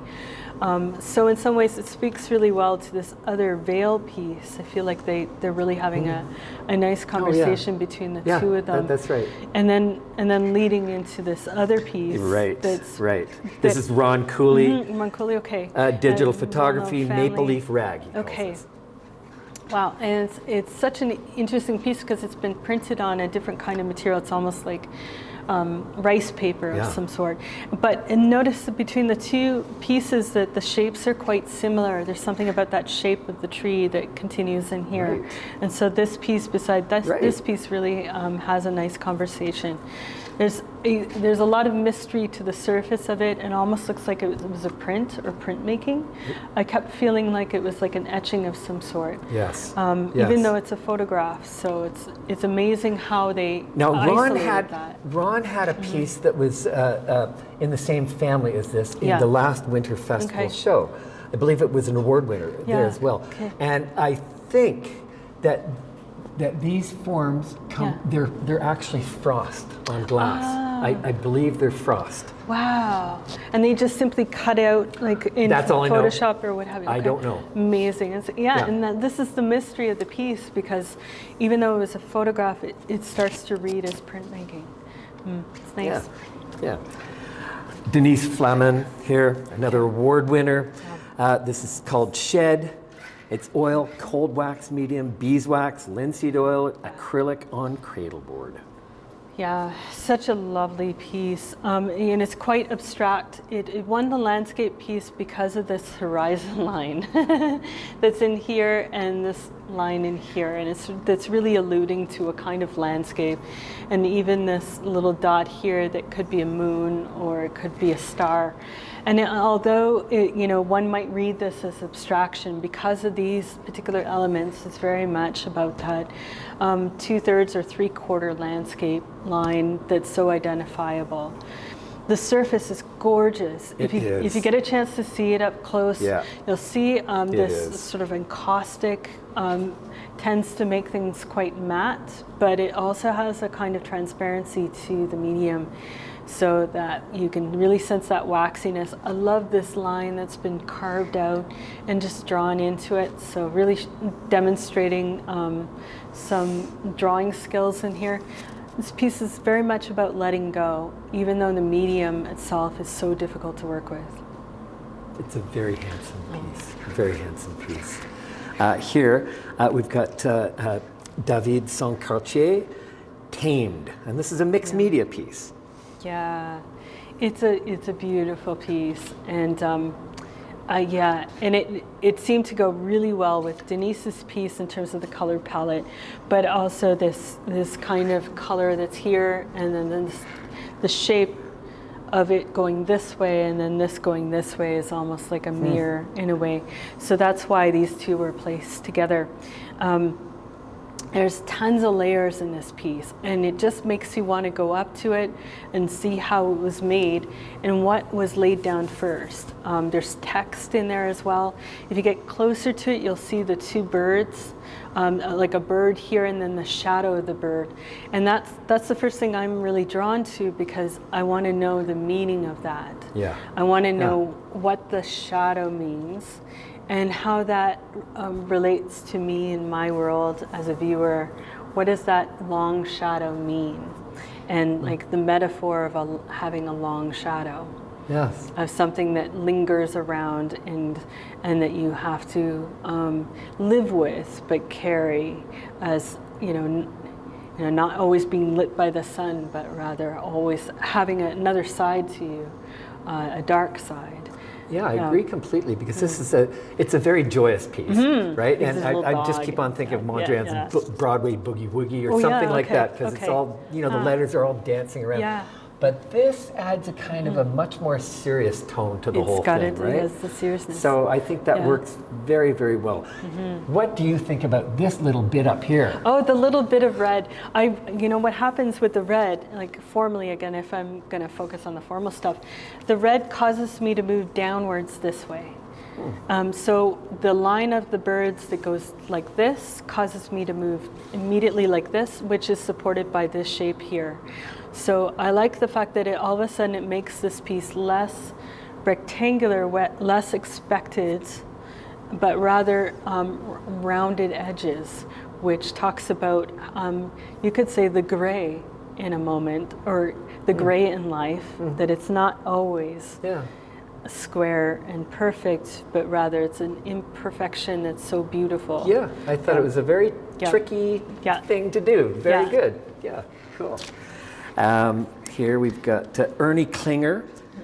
The title is Circle One, and this was made with compressed charcoal and graphite on arches. It's You know, I'm a big fan of abstraction, and I think of people like Sol DeWitt. Yeah. And when I see a piece like this, I think about it being a target too, or something that's, or something that's sort of like something that's taking me away. It's hypnotizing me. Yeah. The piece hypnotizes me, but it's unexpected, these sort of blurred areas around the edges. That's right. Yeah. It's a really simple piece. It's almost like an eye. It really draws you in. And I like it juxtaposed beside some of the more detailed pieces, but it speaks really well to this next piece too. No, this is, I thought of this as a very, very handsome piece. I'm kind of a sucker for this kind of pop stuff. Yeah. And what I wonder though is why this is put on a rectangle. Now, if it had been put on a square, perhaps it would have been much more static, I'm thinking. But I think that's something going forward that should be thought about. Yeah, that's interesting. Yeah, because you know, these spaces start to occupy more relevance or something like that. I just think if you're using like a shape like that, it's how you're framing it up really makes a difference, right? All those things really make a difference. The thickness of this band compared to these ones, for example. So all of those details become major decisions actually in a minimalist kind of a work like this, right? That's a good point, including the framing and this black line that's around it. And I feel like they were very thoughtful about keeping this white and a continuation, because in some ways it's sort of continuing the composition, but then contained by the black. I think it needed a certain amount of containment, so I think that was a good choice. I do too. I think this is it's handsomely framed. Yeah. Okay. Our next one is number 50. Lorna Blakeney. Moonamillist.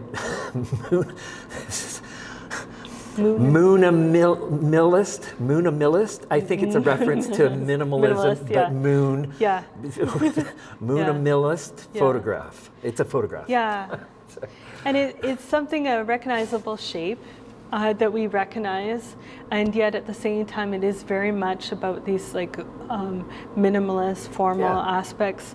I like, again, this in relation to some of these more logical pieces, the simplicity of that beside this one, even the shape of the bird pointing this way, pointing up towards the moon. Right. So there's a continuum of shapes, right.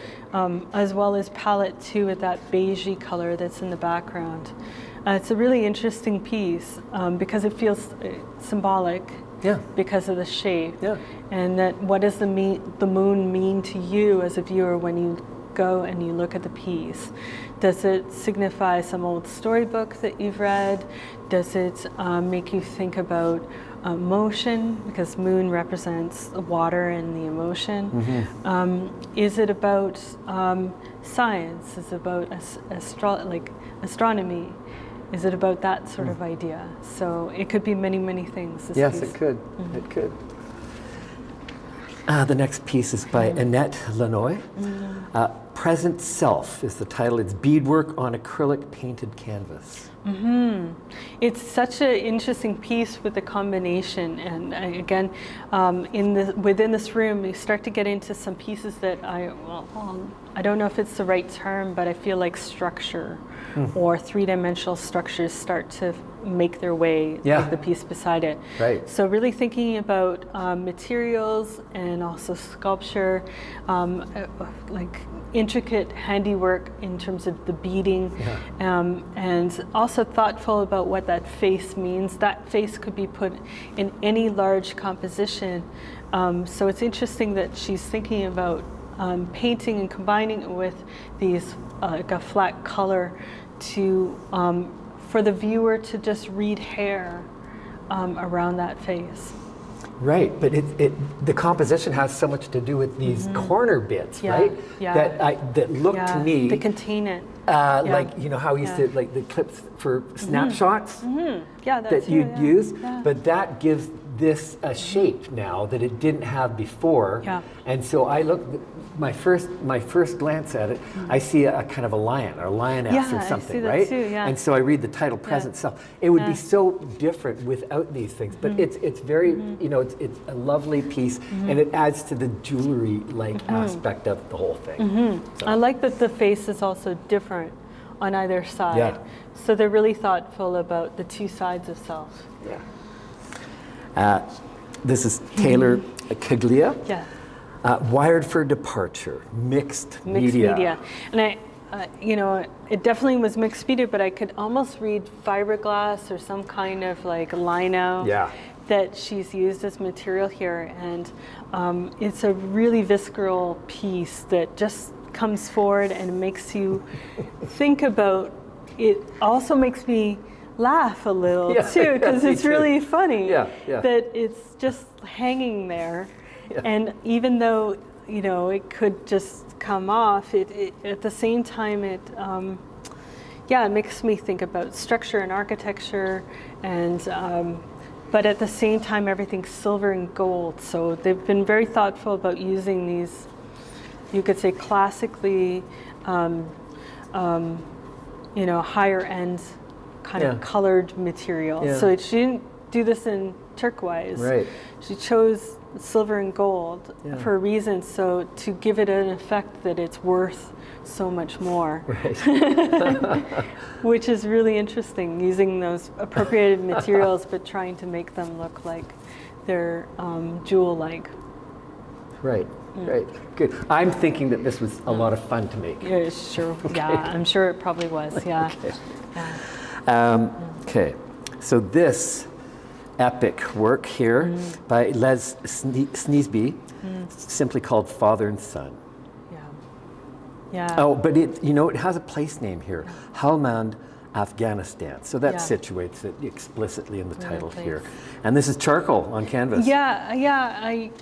I did peek on the back to see what it was made from, because it does start to look a bit like acrylic, and it's amazing that they've worked with the charcoal in this way to make it look like another medium. Lots of skill here. Just a couple of things I'd like to point out formally that I think are really worth noting is this hand is really defined by the negative space that's been defined around it, or even the leg or the foot, and how things start to just abstract in some of these areas without needing a lot of detailed information for us to understand that. You know, even in the face in here, just looking at the way in which the light hits the figures, as opposed to, again, details about that ear or pushing those darks even further. It's a really nice depiction of that middle light space that sometimes you get with the figure. Lots of textures. I like that there's the charcoal kind of marks that are on the outside like this that bring the surface forward. Very big piece.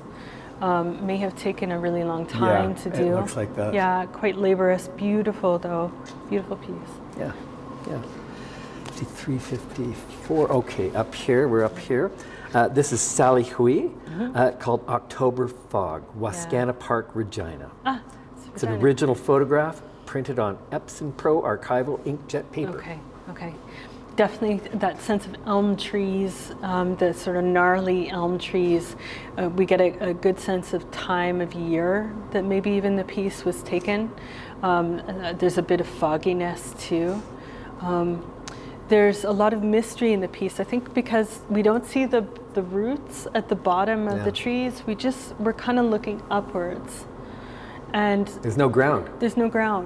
And I find that interesting because it causes it to abstractly sort of break up a little bit more and it's less literal. Well, to me that puts it in this very liminal space. So there's no foreground here, but there is a horizon, and the trees are sort of middle ground, I suppose. And I'm sort of wondering, you know, it would take on a much more sort of this is so beautiful. This kind of tangle bit here is just so fantastic.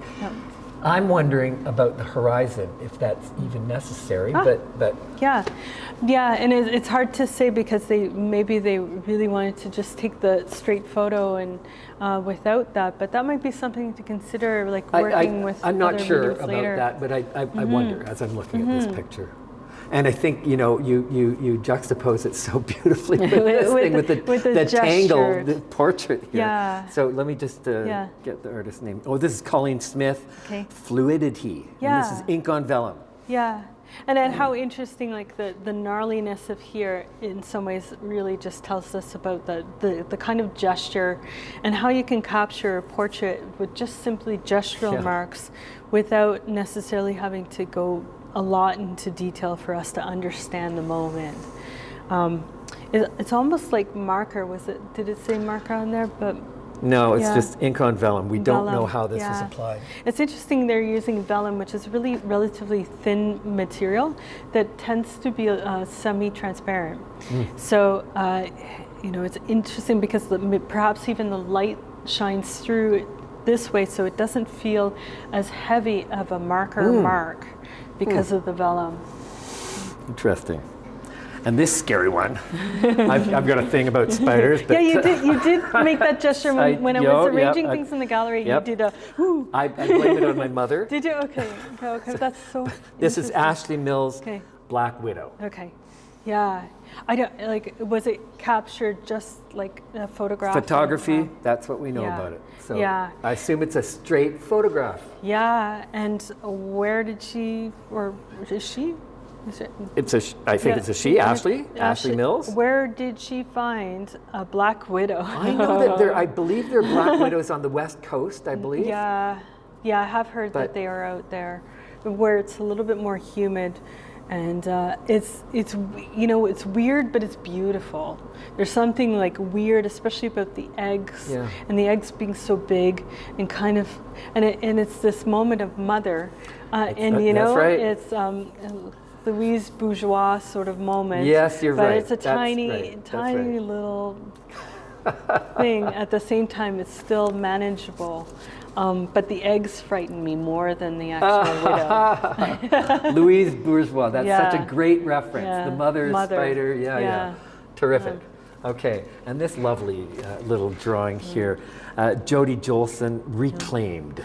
Yeah, and it seems to be like appropriate to have the weirdness in here continue in terms of like the subject matter being a bit weird here too. Like, but it's fairy tale. Fungus, it's fairy tale, but there's fungus growing out of that half-eaten apple, and so there's a moment of grotesqueness that that's so interesting. It's beautiful, but there's also like, oh no. Yeah, right. Feeling about the piece.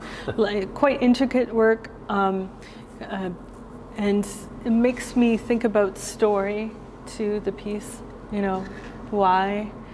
And it's beautifully drawn. There's a nice little worm out of here that's sort of like, it's another humorous moment within the piece. Right. Okay. And this beautiful diptych here is Wilna Furstenberg. It's titled Promised Land. It's charcoal, watercolor, and caustic wax on paper. Yeah. So lots of media, kind of mixed media piece here. And, you know, the piece, in terms of mark making, is just beautiful how they've laid down some of that charcoal, the sort of medium to light charcoal, then gone over it with more directional marks. To suggest movement, also breaking up these darker spaces with texture and a sense of space. One of my favorite parts is this wax just sort of dripping down. And how like imperfect. Like there's definitely a preciousness in the way that the subject matter has been rendered in these parts in here, and then this speaks to letting go of preciousness. Like a kind of like I don't know what the drips are going to do, but I'm going to embrace the chaos of this wet medium. You're absolutely right, burningness. and it's a very gutsy thing to do, right? Because she did this after all of this very careful, beautiful work, right? And that's taking the chance. And this is also color too. which draws our eye to the color.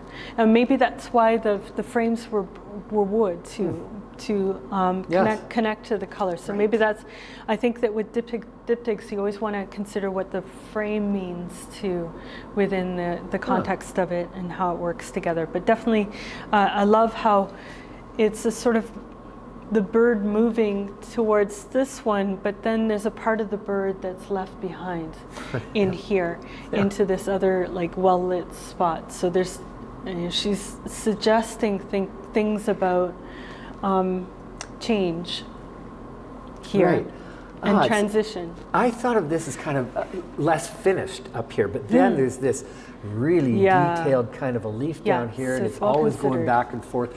And this is just so vigorous and sort of muscular, and it's terrific. There's all kinds of stuff going on. Dark and light. Beautiful. Next piece is it 60 or 59? 59. Okay. Okay, right. This great glass piece. This is Patty Cannon Levesque, Peonies. It's glass mosaic.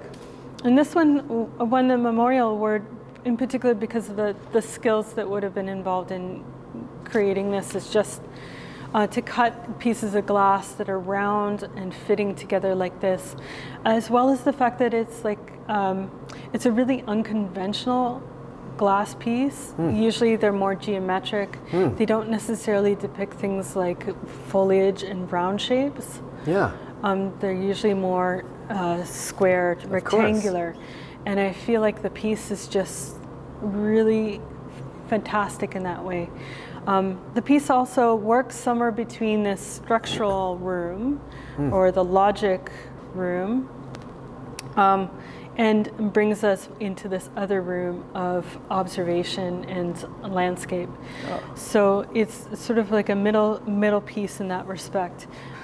Beautiful greens and moments of light greens as well as dark greens. In fact, I almost think that there's no blacks in there whatsoever. It actually might be dark greens, which gives it that much more luminosity. I could imagine what this would look like in front of the light. Beautiful piece. And how about this one, Allyson? And this is Kylie Ely. It's called Unity. Clay, and this is like an amazing combination of material. Clay, negative film, and Siny. What is that? Maybe Siny is the material that was stitching. sewn. Okay. It's just like such interesting pieces. And I like the fact that there's 3 here too, and that if this one is more solid, then these other ones eventually merge towards a piece that wouldn't hold water.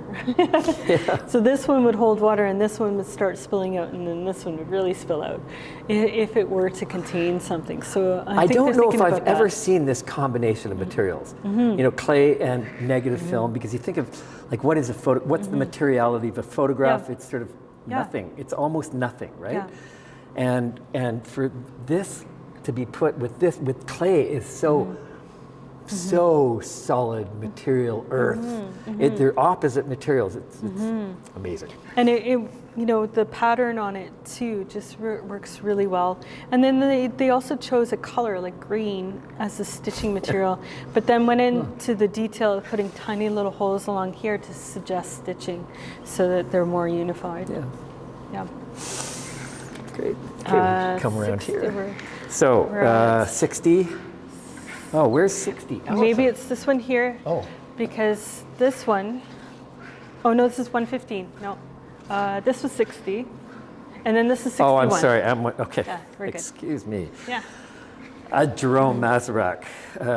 Large flower with stamens. It's a watercolor. It's got gouache and liquid acrylic.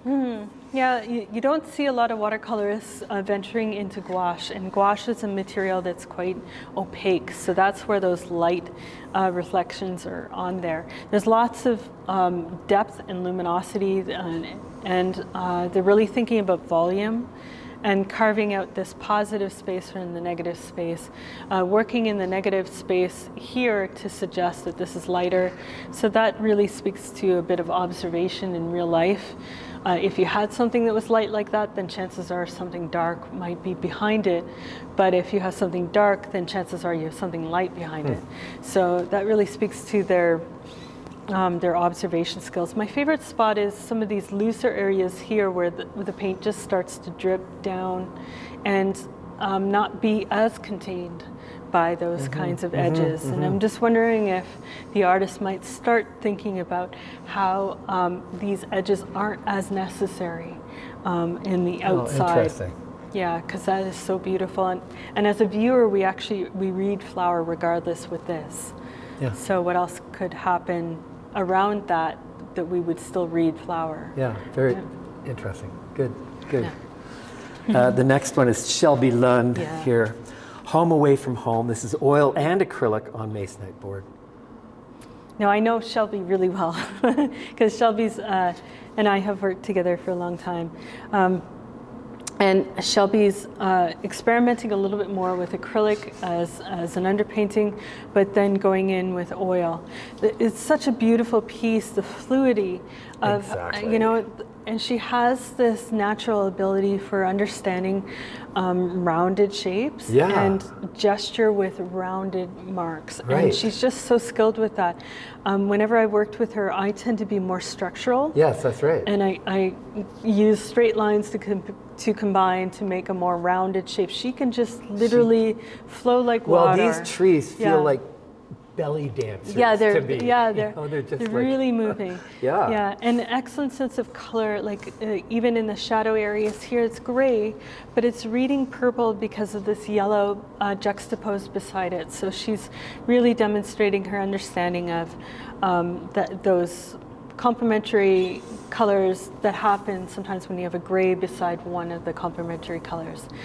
Shelby might benefit from allowing the piece from not having a frame.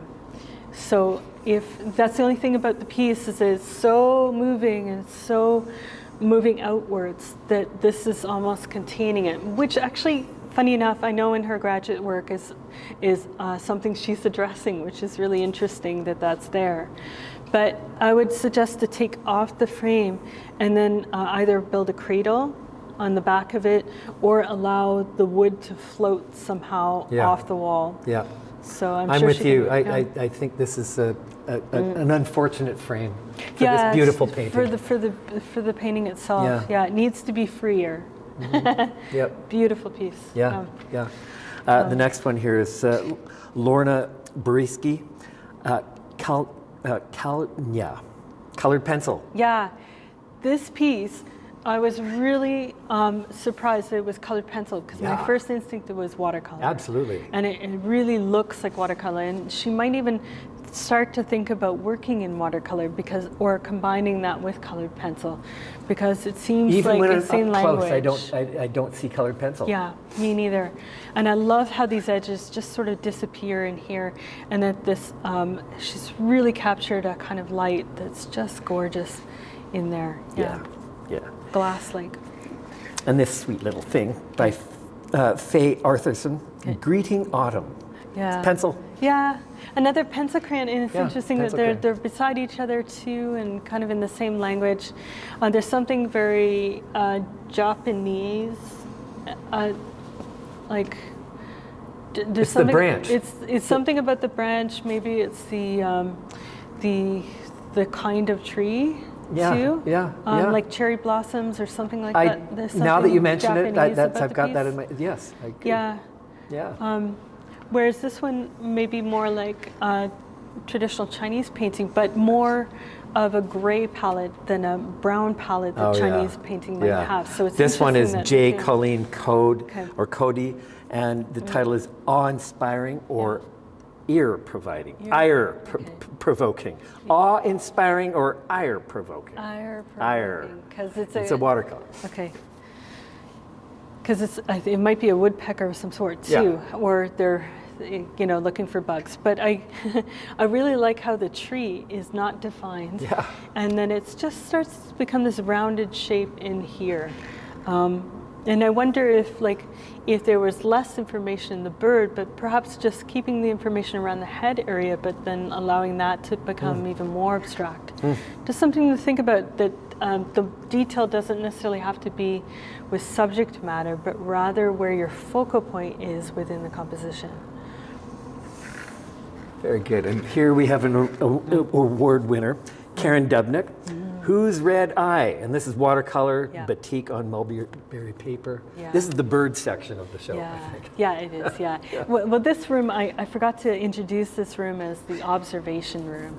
It's really the room where we go into nature and we just get seduced by the beauty in nature, and where we just lose our sense of self within that space.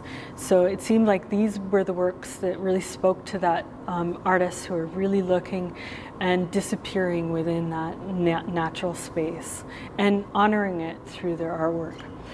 So this is, and that's why there's a few birds in here, lots of trees. Yeah. And this piece here, like the batik, has just made that surface so a little bit more subdued. It's quite beautiful.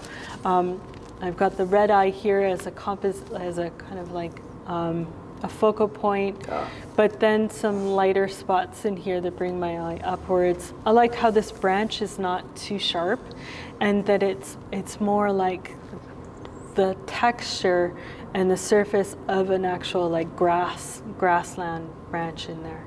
And the nuance of the grays and browns that are in these areas, these reflected areas in here, with the eye being repeated.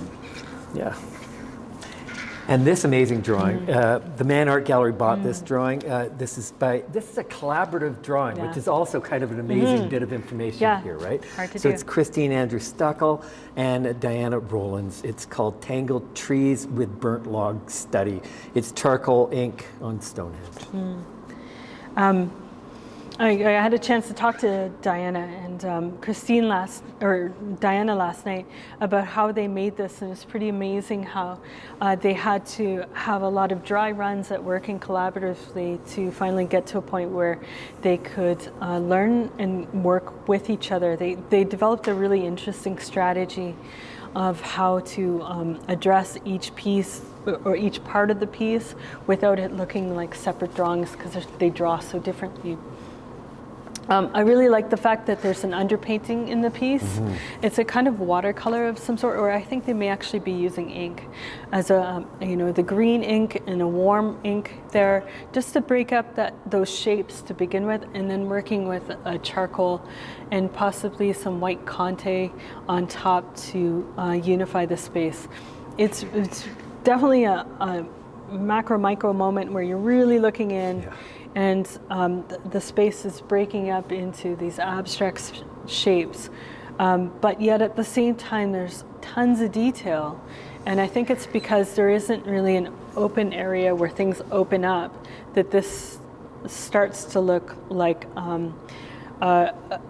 traditional perspective space. It starts to become more abstract because there's no area where we get out. Yeah. No, you're right. This is really verging on abstract. It's very dense. The composition is more or less all over, so it's like extending out into the world. I would say, though, it's definitely representational. And I would say the areas that my eyes go to are in here. And this, I do feel this pushing back and a bit of, I need some open space. And that's what, I look at this, and it can be so claustrophobic here, right? Yeah. So my This eye sort of spot. goes back here. Yeah. Somewhere. Yeah. Because I need that. Yeah, but that being said, there's something about the comfort of being surrounded by the trees. Yeah, that's because maybe it's like when you're younger, you spend a lot of time in the forest, you're just like submerged into these kinds of details. You're quite right. It's forest as womb. Yeah. All right, okay. All right. Wonderful. Beautiful piece. Yeah. Good. 67, where am I? Oh, this Connie Joinson, Mysteries of the Forest. It's photography. Yeah. And again, somebody really looking and using their eyes to observe the beauty in nature that's unconventional. They're mushrooms, and some of us may go, ick, at the same time, or there's a kind of mystery as to what they are exactly, because they could also be eggs.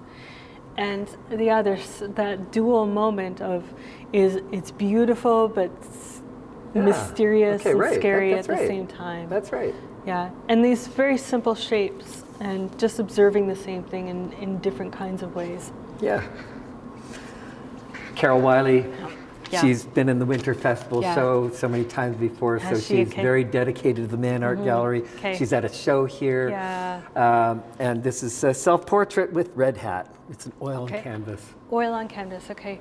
Yeah, and then, she's really, she's in this room because we talked a little bit about Right. observation and how some things sometimes can symbolize that kind of observation, and that's really these really big glasses that are just really sitting on her face, and as a kind of even architectural form, sitting on these more organic shaped marks that she has integrated within her face.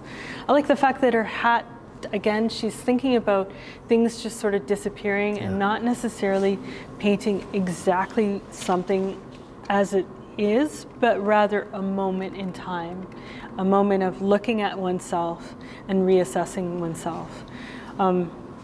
I think that self-portraits are interesting because they are generally made when there's a need for self-contemplation, to kind of look at yourself and reassess your sense of identity.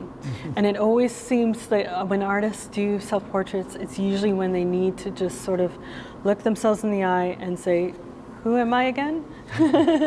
Who am I at this moment in time? So I feel like it's beautifully painted, but it's also a really powerful piece in that respect. Yeah, and great glasses. Of course, yeah. This is Andrea Bird. It's called Simplicity, a home to live with. Okay. But the materials are really important. Canvas, cedar, twine, inks made from coffee, avocado, irises, lilies, and chrysanthemums. Like that really, the list of materials really, it's an important part of what this is. Yeah, there's something about this piece that immediately I didn't sense that it was ink, that rather it was some other organic material that they were making it from. And maybe it's just sensing the way that the material or the color is merging into the next color, but there's something very handmade about the entire piece. Oh, yeah. It also takes me away, maybe it's like the sort of red sunset that just symbolically tells me that this is a place of escape of some sort. Oh yeah, okay, right. This oscillates for me between being some kind of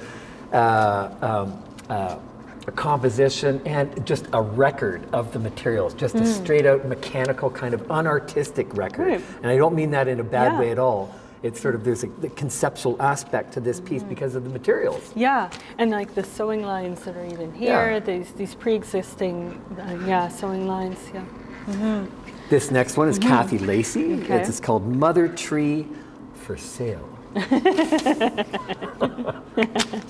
There's some really unconventional materials, like acrylic materials, that are in the piece. Does it say mixed media? Oh, sorry. Let me Okay. continue on. Sorry. The title, the full title is Mother Tree for Sale, SS and Our Mothers. That's the full title. And the materials are acrylic paint, acrylic ink, and oil stick. Okay. Yeah. Because there's some iridescent paint that's in it too that glistens.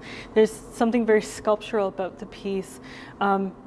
Because the negative space and the positive space have not been really, really clearly defined, the piece starts to feel more abstract. Yeah. And this comes out into that, that front space, and this is sort of middle front space here as opposed to deep, deep space. And I think that's really the strength of the piece, is not necessarily trying to identify this tree from its negative space, but rather it's more like an object. Yeah. The piece itself is like a sculptural object. Yes. That's right. And interesting title, Yeah. because it's again offering a kind of homage to tree forest as something that is the elder in the forest. Yeah. And here's Ellie DeGrange's Motionism 2, Ups and Downs of Motherhood. So again, we've got some mothers going on here. That's fascinating. Again, I didn't know the titles before I arranged them, and how interesting how that relationship happened. Yeah, I just, again, this room is about observation. It's very much about watching something in nature. And for us as human beings, we just seem to relax when we stop and look at nature, and we start and look at animals and just watch them within their own sense of time, because we have a different sense of time, and animals take their time because they get what they need as they go along. And so there's something really wonderful about a chance to see that within photography, in the way that we look at stuff and nature, and how that nature gives back to us by telling us to appreciate time. So in some ways it's a lot like a movie where that's right. You have like one click, motion, click, click, click, click. And the title alludes to something else, which is interesting, because then I start to think about that content and how that relates to the imagery, and how this deer may be a mother and is gathering up something for somebody, some other creature. Ellie is a nature photographer, and I'm assuming she knows that this one is pregnant, or I don't know, but I trust her. Yeah. Okay. The next one around the corner, is this 73 here? 74. Okay. 73 this is little cats. guy here. Yeah. Cats. Yeah. So as we merge into this room, I'll start talking more about how we curate our own domestic spaces to have more of these garden spaces and spaces of sanctuary, even within the more domestic. So it seemed like cats as a domestic animal seemed to be the right placement as a way of drawing us into this room. I see. Yeah. Right. And, right. I'll just let you know who the artist is. Jay Slusser. Okay. Simply Complex.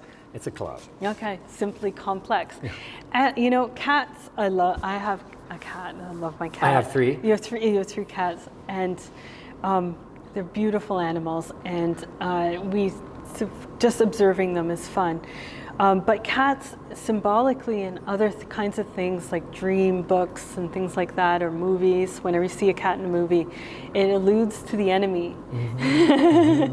And it's interesting, because for those of us who love cats, we think, oh, why would they ever be the enemy? And yet in this scene, there's something movie-like about the cats being like, but also alluding to domesticity, but then skateboarding here too, so kind of like cool cat read to the I see image this as too. Very pop-like kind of an image, and the kind of, this is like cat culture, right? on the internet. Yeah, or right? the cool cat who's snowboarding. Yeah, okay, right. So right. I can see how the cats are being used in this kind of like, or graffiti as being a cool thing. Yeah. So I can see how they're placing this collage together. I situated in front of the birds because not only is it the same palette, but there's that alludes to the idea of the enemy, or something. Yes, very good. Something watching, right? Very good. This piece is Bonnie Bailey, and you oriented this so the bird is looking up at the cats there. Boreal Birds, porcelain. Yeah. Okay. And this piece has been sold. Has it been sold? Look at this red dot. It's such a beautiful, fantastic. this kind of pottery, and it's just so much time and preciousness taken to even capturing like the color on top, and these little birds. I'm sure that must have taken quite a bit to, get them so delicate and get it, fired right, and make sure that it worked in the ends. And then the coloring, I'm not sure if that was done after or part of it as it was being fired, but it does feel like it's embedded, and it's a beautiful piece. Okay, so let's move around here. So in this space, it's more like I said, the more curated spaces that we create within our own domestic environment to offer sanctuary. So if the other space was more about being submerged in nature and just losing our sense of body, how do we create our own spaces to emanate that that sense of connection to nature, or even the little things, the tea, the coffee, the things that we are rituals within that space that give us a sense of comfort. So great. The first piece that we're going to look at here is Jack Jensen, called Isolation. It's an oil painting.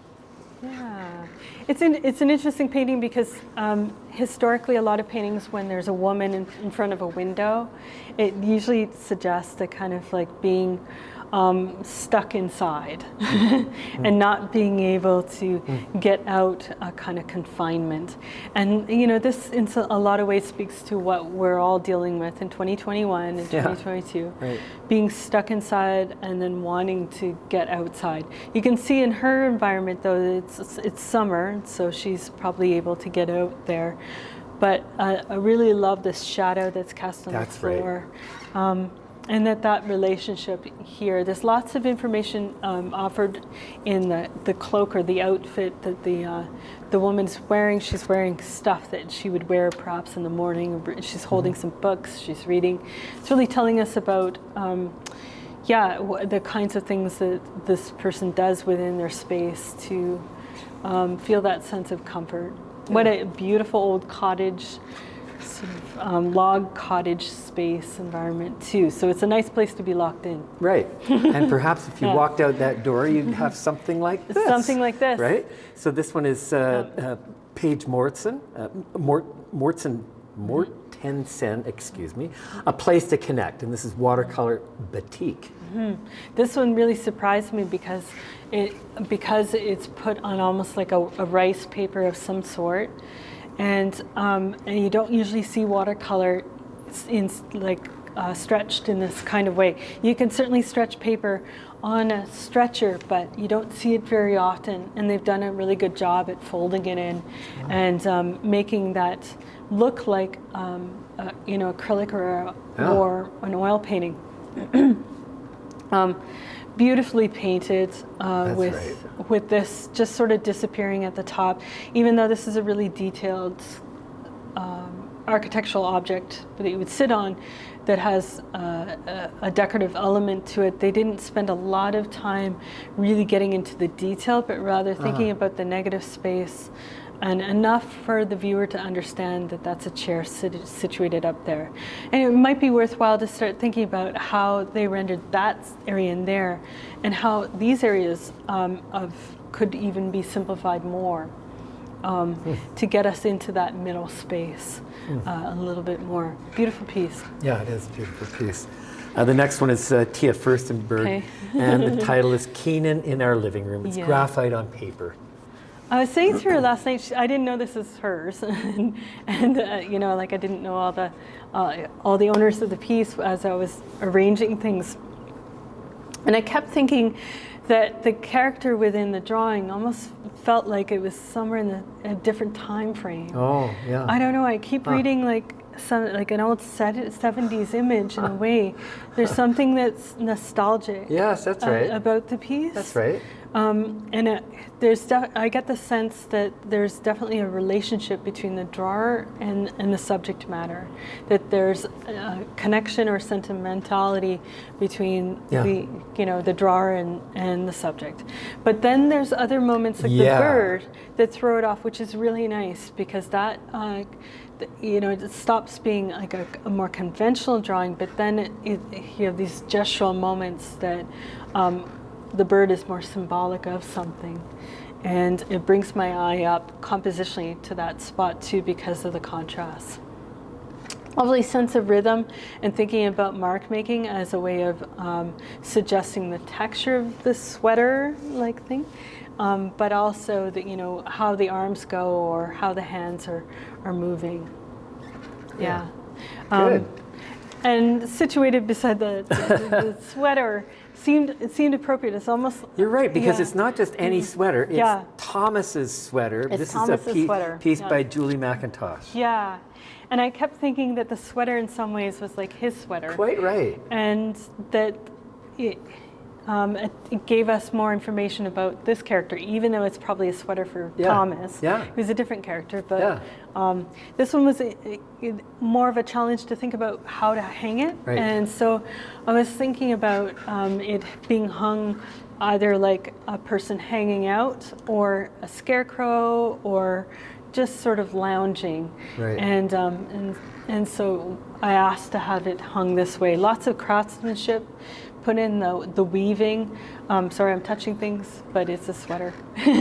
I know how difficult these sort of detailed areas would have been to weave in, and it's just a high-end crafted sweater. Beautiful. Yeah, that looks like a real cozy one. It sure does. Looks really warm. Yeah. Now this is a tricky piece. Yeah, this sure is a is. very tricky piece here by Ryan Arnaud. Okay. It's called Still Life, Yeah. Bowl of Fruit, Yeah. Assembled. Uh-huh. The materials are archival, pigment, ink, acrylic, paper collage on combined rag papers. Okay. Yeah.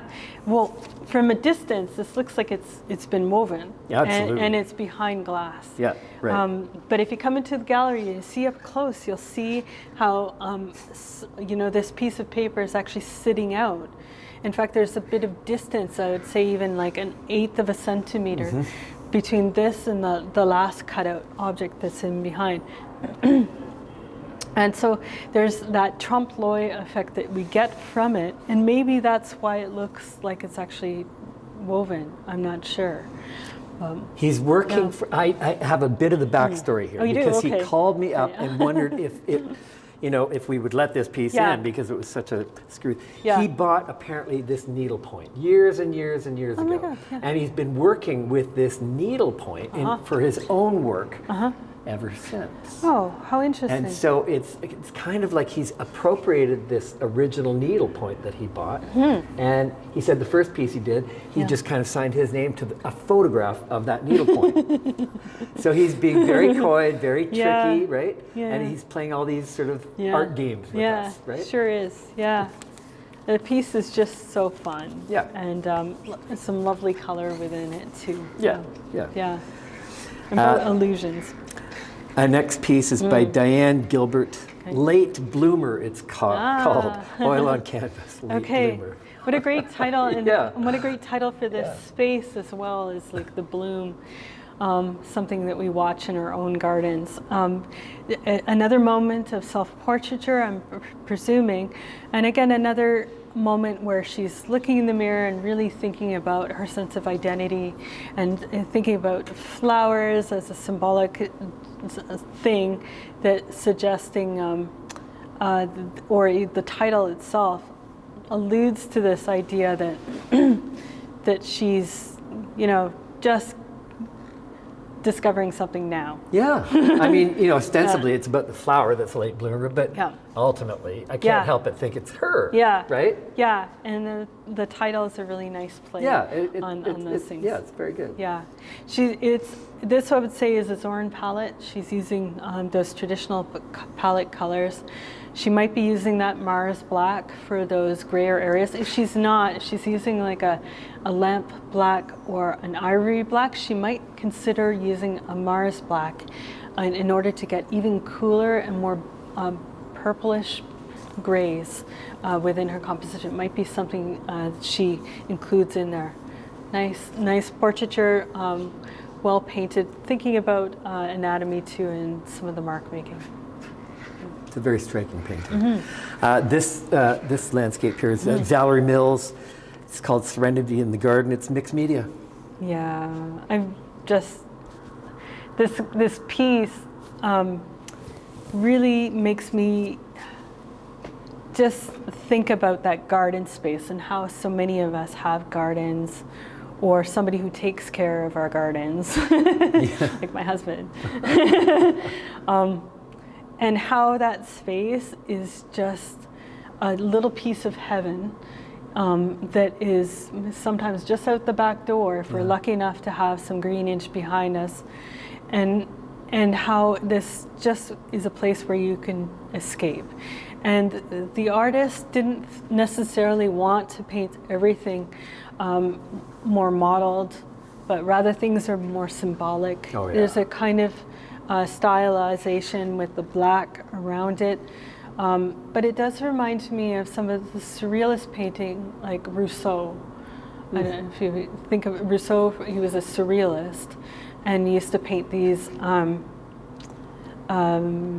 more forests that were more exotic. But there's something about the greenage and the kinds of greens that they're achieving here. There's also this gold. Oh, yeah, And you know, the gold kind of speaks to me as something like that tells us that it's not just any garden, but it's a really special one with the hen and her chicks. Yeah. And you know, a beautiful and safe place. Yeah, that's right. This is a magic place. It's a magical place. I could see this as like a part of a series of children's illustrations for a book or something, right? Yep. It's a lovely, lovely thing. But it's also like tapestry, the way that it's been made. It reminds me of tapestry, you know, kind of material that's been woven and hung on the walls. So that's why it goes so well with this next piece. That is a quilt. This is by Anne Basso, Painting with Plaid. And the Painting with Plaid, that's the title. And the materials are cotton fabric, cotton polyester, batting, polyester, and cotton threads. So. Interesting you should call it painting because it is the scale of a very large painting, and it really needed to command a corner of the space from the other end. And you know, when you're standing here, you might look at the other end of the gallery where there's more formal vertical lines in a couple of the photography pieces. And I really enjoyed the fact that there's this sort of abstraction, these northern lights, and then if you take, you spend a little bit more time, you start to see this this camping site with a little fire, and how big the sky is. Yeah. You know. Yeah. Really thinking about that northern landscape, Saskatchewan landscape with a gigantic sky. See, when I see the landscape there, I almost read this as a kind of an abstract aurora borealis. Yeah. Right? Yeah. Yeah. Northern Lights. Yeah. Aurora borealis. Yeah. Yeah. Fantastic. Good. And the next one here is Mary McLeod, Baker's Dozen. This is an oil painting. Okay. And since we're camping and all, in some ways this is like the cottages that were, you know, if we're out in that space. The cottage space is also a domestic sanctuary space that we create for ourselves to be safe and kind of rest to some degree. So this piece has got lots of greens in it. It's more of a yellowish green that they're using, but then campsite, it reminds me of Waskasiu or something like that. Something, a location up here in the north. I like that the trees just break up into these more abstract shapes over here, and I almost want more of that in the piece. Are there opportunities to make you know, these nuanced shapes at the top of the roofs without necessarily having to go into detail? So it's just really about thinking about where the focal point is and offering details to that area and allow other areas to become more abstract. But really achieving that kind of abstraction here in the grass and the simplicity of it without necessarily painting every blade of grass too. Yeah. Very lots of contrast in this piece. And the beautiful scarf in the corner here is Sheila Devine. And she's titled it Reflections. It's tencel woven. Okay. This one also reminds me of Northern Lights in a way. Oh, yeah, okay. There's something Northern Light about the piece, that green that we often see in the sky. The piece is just so beautiful. And she was mentioning last night how she was painting into the piece after the fact. I couldn't completely follow her technique, but it's just gorgeous. She's obviously very accomplished weaver. And she's using a loom to make the piece as well. So there's a lot of concentration and thoughtfulness put into weaving everything, and then it just changes up ever so slightly near the end. Absolutely beautiful. E5. This is Dwight Krause, Introspective Reflection. It's a photograph. It's a photograph. It looks like, you know, just by virtue of the title, we know that it's looking into a mirror. But the space is so interesting because he's hidden the line of the mirror. Yeah. We start to read it as two. Oh, you're exactly right about Two that. in Because the I space. had to get up close. I wasn't sure what I was looking at or where it was. And yeah, you're right. Again, situated within this room, it's sort of like the tea, the comfort, you know, the rituals that we have in the morning to give us a sense of comfort. So that's what I'm reading from the space. If the piece, I like how they've captured this the steam, and the steam is very specific. It doesn't look like other kinds of steam from a kettle. Yeah. Yeah, and the color too. This blue, this pop of blue against these browns, and how this just really comes out. And maybe that's why their choice of framing two was relatively these browns, so that these two things would become focal points. Yeah, interesting. 86. This piece is Patricia Katz's Sunflowers and Shortbread. It's watercolor on canvas. Shortbread. So nice. It's a very bright piece, and it reminds me of spring or summer just because of the range of values within the piece tend to be, on the whole, from medium to light. It's really unconventional to paint watercolor on canvas. I was going to ask you about You that. can, yeah, there's a medium that you can buy that's absorbent ground where you can paint watercolor on canvas. But it's interesting because it'll still read, you know, the surface of the canvas in the way that you would read it if there was acrylic or what have you on there. So the surface is different, so it's a bit interesting and deceiving that it's actually watercolor. But acrylic would not behave this way if it was just watered down. Yeah. So it's got that strong pigment that watercolor tends to have. And they may be, you know, I don't know if they're using water, but I really enjoy certain means like oxgall or gum arabic when I'm working with watercolor to give it a look of oil. Because I feel like watercolor sometimes has the same language as oil if you allow it to be. And you know, the artist may also benefit from putting down what I call an underpainting of a color using a bit of gouache, acrylic gouache, and then going over top with some watercolor. And that would allow them to have a different color than the white canvas or the ground for watercolor as the color of white behind it. You can actually tint it so that it's gray or what have you. Good. And then build out your darks. Yeah, good comments. Very solid.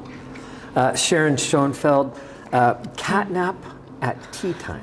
And this is acrylic on panelboard. We love our cats. That's right. We love our cats, That's and right. especially when they're sleeping like that, they look like they're smiling and so comfortable. And when they're happy, we're happy, right? Yeah. I like how the cat is almost like camouflaging. The cat almost disappears, except for this dark line that's underneath in here. Lots of attention paid to this teacup.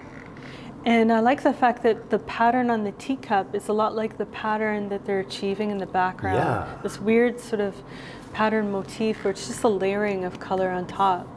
I don't know if they're using a scumbling method, but there's definitely a lot of layering that's going on. And I like the fact that there's an orange behind this blue to really make that a little bit more dynamic. Now they might think about that orange getting a little bit lighter in the sections where that object starts to come forward.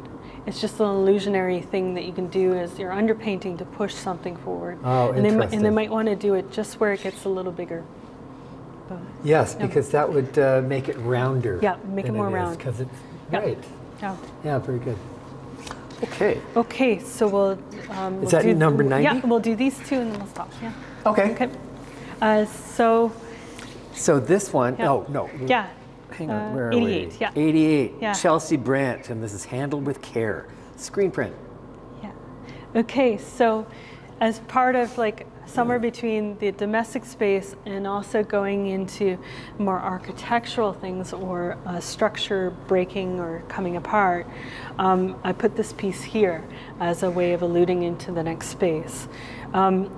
I also put the jug underneath it as an ah-wah-weh moment because it's handled with care. And it's really talking about things that are broken and coming apart. What I really love about this piece is that we read Handled with Care without even the title being there. Yeah. But the title does allow us to understand the letters just a little bit more. It's very subtle and a beautiful piece where there's moments of this kind of phthalo greenish color juxtaposed beside this terracotta orangey color. And the terracotta is suggesting things like vessels or terracotta and clay breaking. Yeah. And that's really contrasted by this grayish blue. Now, she didn't use a really saturated blue, she used a grayish blue that could also be like stone. So very thoughtful about the color in itself, just sort of suggesting another kind of material. Very good. Yeah, you're right about that. I mean, that's a major decision and very delicate for her to put that blue in. That's very good. And she's she works across all mediums, but this was, I know that this piece was from her first printmaking course she had ever taken, so it's a pretty good piece for her first go. And then right under it is Jeff Stewart's pot. Yeah. Pitcher. Clay. It's a really solid pitcher.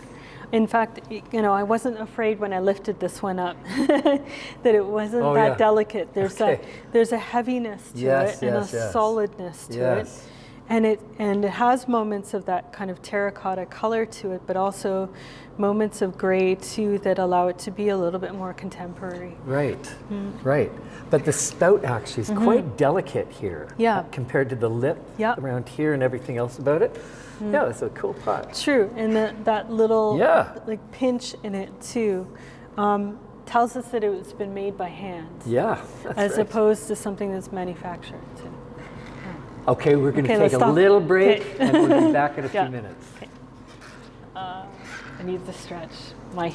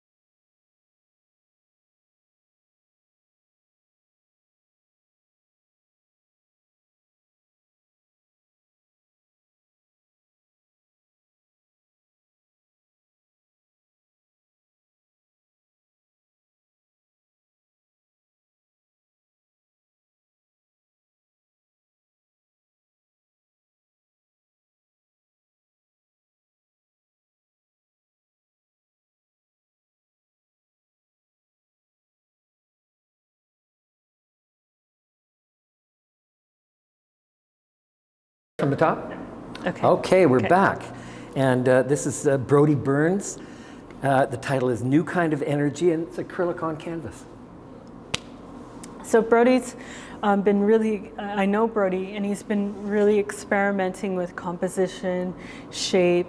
But there's a couple things in this particular painting that I feel are really working well, and things that he'll want to continue doing are where he's starting to look at things topographically, where lighter things, shapes like this, where he's got just that nuance between this pink to that pink to red, and the light bits of pink here start to suggest a sense of volume. And I feel like that's really successful.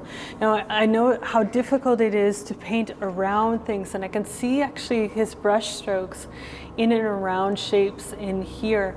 And I find that sometimes that does flatten edges, but at the same time, I think it actually works because of the shape of the topographic, and I don't seem to mind it in this case.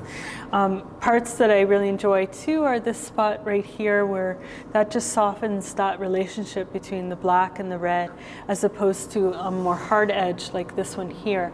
So these areas in here start to have a blurrier edge than the sharper edges. And so the areas with the sharper edges tend to be more like focal points, while the other things start to blur out. So I think that's good that he's really thinking about that aspect of vision, that some things blur out and some things come into focus. Quite right. There are many more subtleties to this painting than you get at first glance, right? And just a last thing in terms of composition, I really like that there's some larger shapes over here in the top right-hand corner. So if it's busy here, there's some resting points over here, and that he's really starting to think about shapes of objects, having small, middle, and big shapes within the composition. Great. The next one is Aaron Rhinus, The Watchers. This is oil paint. And this won the Mayor's Award. Yeah. I decided this one should win the Mayor's Award because as a representational painter, also a figurative painter, I know how difficult it is to paint something like this. And when you see the painting in person, you'll start to see the variety of light that's hitting the figure. It's warm light, but it's also cool light. He's got a lovely sense of color. He's really thoughtful about his mark making to describe the figure in the face. And capturing the eye in this position looking up is actually really, really difficult. That small drawing aspect is really tough to get the shape of the eye to look correct, but I feel like it's quite convincing. I really enjoy that kind of red reflected light that happens on that right-hand side of his face down in here, and it suggests that it's actually emanating from this part in here. And then, a kind of, again, like the previous piece with the deer in it, there's sort of like a way of looking at time. It's a suggestion of time because of the face being in this position, and then this position, or motion or movement, or three aspects of self within the piece. Now, the one thing I haven't talked about this piece is that it's very much a figurative portrait piece, but he's also got quite a bit of content here, and sometimes that doesn't always happen because figurative painters get really bogged down on the technical aspects of painting. Anatomy. And getting it right, because if you get it wrong, everybody thinks it's a bad painting. Yep. Because if you get the anatomy wrong, it just looks like someone's deformed. So a lot of time, figurative painters spent a lot of time just focused on the technical aspects. But it's Aaron, right? Yep. Yeah, Aaron really thought about content and symbolic meaning of this. So this piece to me really talks about the inner and the outer of the body being architecture, this interior space versus the outer, and also a disconnect. He's got a kind of a suggestion of disconnect as his heads are floating on top of this other sort of landscape-like even shape, and yet there's his inner space that's somehow suffering, or suggesting that he's suffering in this place and here.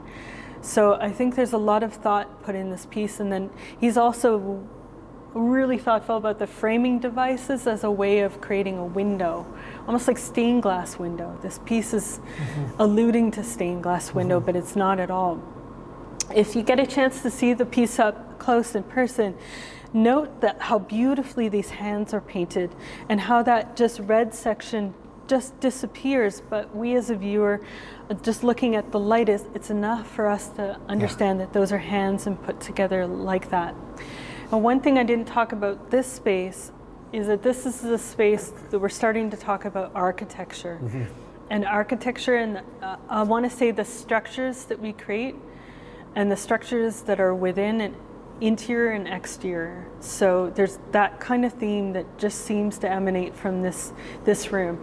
And in some ways that was an overarching theme of the whole exhibition, was this idea of interior, exterior, our lives within the interiors that we create that are even within our own bodies, but also the exterior spaces that we create on our own, those sanctuary domestic spaces, or the spaces that we escape to meditate, or the more mindful spaces, the more cerebral spaces like the logical spaces, or the need to create chaos, order from chaos.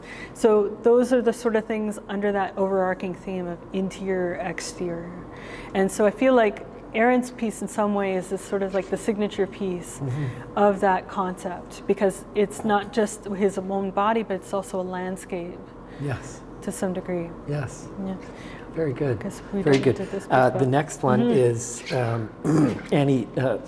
This 90. Yeah. 92. Annie Brochu. Yeah.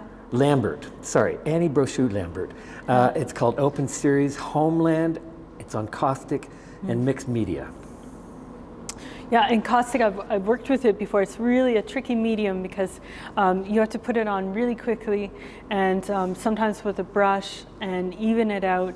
You can see a number of layers to the piece. It's almost like a geological crust to the surface of this piece. You can see the blue underneath, you can see reds, and if you go to the side, you can kind of see how thick it is, but it really suggests a thickness.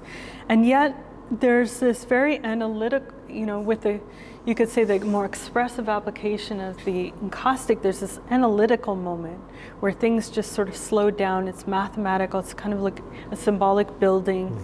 But then there's moments of even text of some sort in here too. So it's a really, there's like a history that we sense in the piece just by looking at it because of the layers. Yeah, good. I think we're onto the car here. Okay, yeah. And this is Annie Simi. It's Been a While is the title. It's acrylic on canvas. What a title. It's been a while.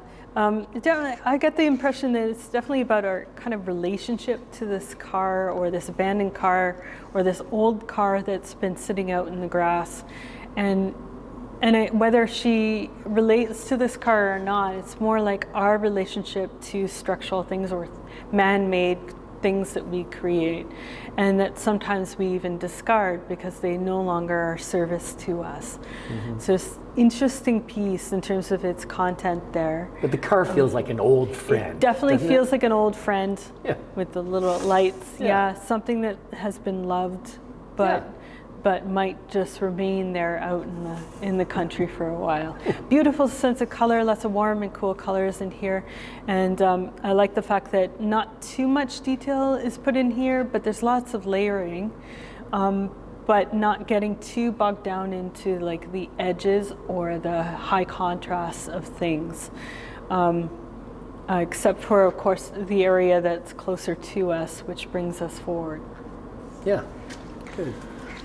And the next piece here is Wendy Lloyd, and this is called Weldon in the Winter. It's laser cut plywood, mixed media. Okay, it's a piece that makes me think about theater. It's a theater. Yeah. It's like a stage set, isn't it? It certainly is. And it's sort of like what do they call it? Shadow puppetry. Yeah, even. exactly. There's something. Puppets. That's right. Exactly. Yeah, there's something stage-like about it, and I like these like highly detailed areas in here that are super subtle. And then the building itself. Sometimes I do feel like I'm getting a little bit bogged down by the saturation of the sky. And I'm just curious what would happen if the sky was a little bit more gray and a little bit more subdued, because I almost lose the skillful line drawing that's done through the tool in here if this was less saturated. So it's just something to think about. Lots of skill, and even in here the frame is also part of the piece. Yeah. It's a concept that's thought about as part of it. Absolutely, absolutely.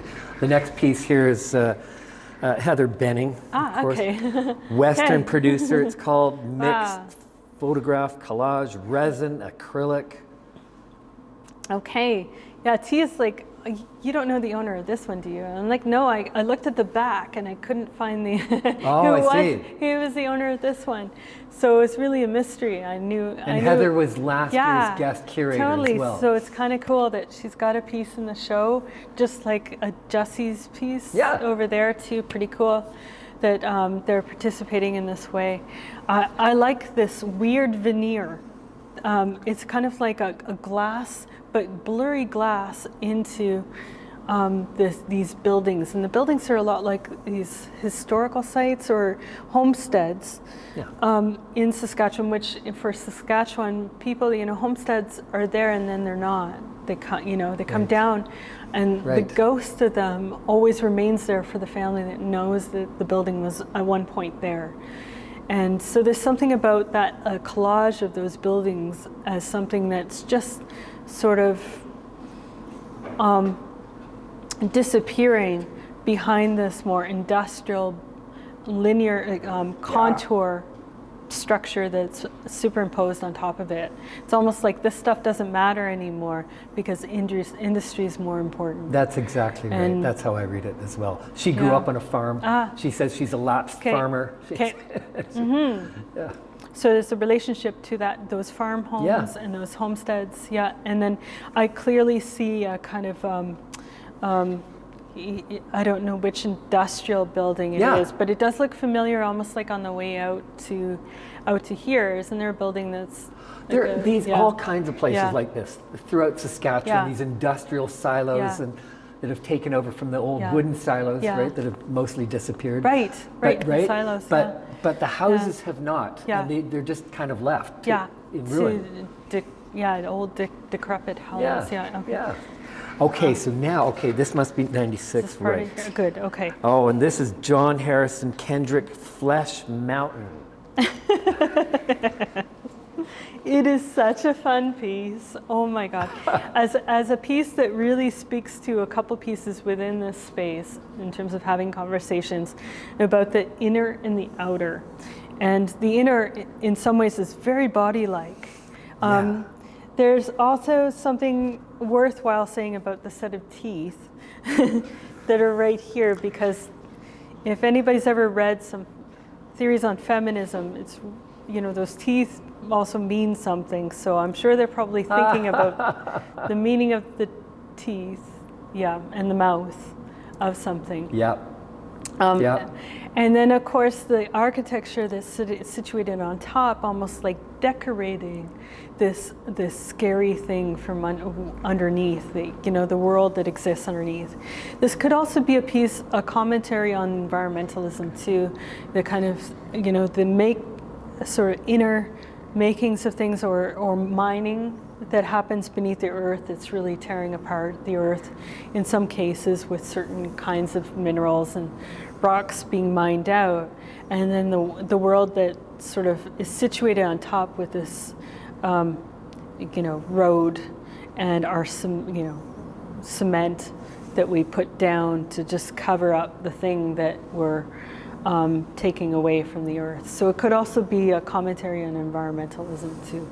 You're right. But I think I have to, I can't get that out of my mind now that you mention it, the teeth.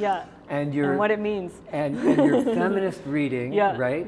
And that would be, if I can just spell it out you can spell a little it out. bit, not for too long.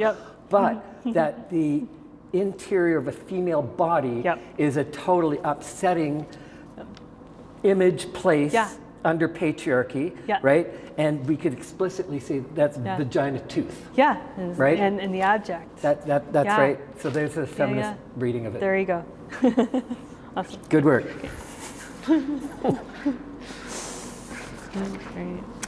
Right. 97 up here, right? Okay. Curtis Kerr, Co-Money. It's reading, it's part of the name here, Curtis Kerr, Co-Money. Yeah. And the title is Plan D on, ... Found object, marker, spray paint, vinyl. This one piece was a kind of a transitional piece, like the other transitional pieces, where it's really speaking to the architectural aspect of this part of the room, but then getting into this other place is what I want to call the mourning wall, the wall of mourning. And I think that with every year, there's probably some themes that seem to permeate to the surface. And it seemed like in this show there was a few works that there was a loss or mourning or death or transition. And so this body of work here really talks about loss and a bit of transition and the relationship to our relationship to the afterlife and the symbolic buildings that we create to deal with that sort of trauma and transition. Yeah. And so the church was situated in here too, but also this building, a suggestion of paradise as an idea of hope, something that exists beyond this present tense. And that paradise is also in sparkly pink, fuchsia, which I thought was interesting because it's sort of like something that we can also buy. But it turns it into carnival. It's carnival, right? Yeah. It's something, a celebration too, yeah. An interesting three-dimensional against this contour, more drawing-like thing. Down here, this one is Kendall Kerr, a photograph. Okay. It's simply called Remembrance. Remembrance, yeah. So there's a poppy on one of the stone and oh gosh. The tombstone. The tombstone. Sorry, it's been a long day. The tombstone, and that maybe even tells us what time of year this photo was taken because of the poppy. So that's really an indicator of a certain, you could say, ritual that we take on a certain day, and of course a repeated tombstone as well. So it's an indicator these are soldiers. It's a soldier's graveyard. Yeah. Up here, this piece is by Jordan Lee Bird. Every Child Matters. Yeah, and again, like a really important piece that really signifies what we've been thinking about in this past year, about the grave sites that have been discovered, and being more mindful about what has happened in the past and how we can fix that in the present and the future. If we start to think about everyone mattering, and that and really honoring how those children that we have discovered in those places, and really acknowledging that some of us have discovered that other people, most Indigenous people, knew they were there all along, and it's just finally come to light. It's just a new shock for everybody, actually. Yeah, and that this piece is, for that reason, just so important as an indicator of the things that we've learned this year and things that have come to light. Yeah. And that's all bringing us closer to reconciliation. Yeah, without a doubt. Yeah. This piece here is Tammy Smart.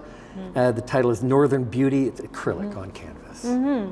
And one aspect of this piece that's really notable is the northern lights, and how the northern lights, that green is against that sort of purple color. And I like the fact that it's sort of like northern lights and then talking about the children too at the same time. Oh, okay, as a way of connecting the light, the northern lights, to the children that have been lost, right? Okay, very good. So that's why that was placed there, because as a way of totally memorial. Get that. Yeah, very good, very good. This piece here is Candace Monette, Fariba. acrylic paint. This piece, to me, seems to be a lot about emotion. And it's like a wave, right? Yeah. And water is always a signifier of emotion or a suggestion of emotion. So, and even though it's monochromatic, it's still very much about that sort of tidal wave coming over. Yeah, yeah. Down here, this piece is by Ken Tinkner, Heaven and Earth, he calls it. It's a photograph. It's a photograph, but it almost looks like he's placed, like these are almost not real, too. It's true. And it's fascinating. It's a really interesting picture because is it really something he's set up, or are they they don't look like they've been photoshopped? So it's really fascinating piece. You're quite right. Yeah, and I like how this beautiful sort of blue gray that runs this way. Not a cloud in the sky. Yeah. It's amazing. You're quite right about that effect. And I think that there is a kind of photography that messes with the scale of cities and buildings to make them look like they're miniature and closer. I'm not sure that's what Ken did here, but it certainly has that effect. Yeah, there's something almost like almost feels like it's film still too, and I'm not quite sure why that is. But, Up here, this is Ayla Carpenter. What it means to heal, mixed media collage. And it was nicely situated beside the piece about emotion. And the color palette also worked really well there too. This piece is quite three-dimensional, but if you get up close to it and you see it in person, you start to see things like a heart symbol here. And it's not red. She hasn't been obvious about that being a heart. You subtly, you capture it after the fact of getting close to it, and then you're like, oh, there's a heart.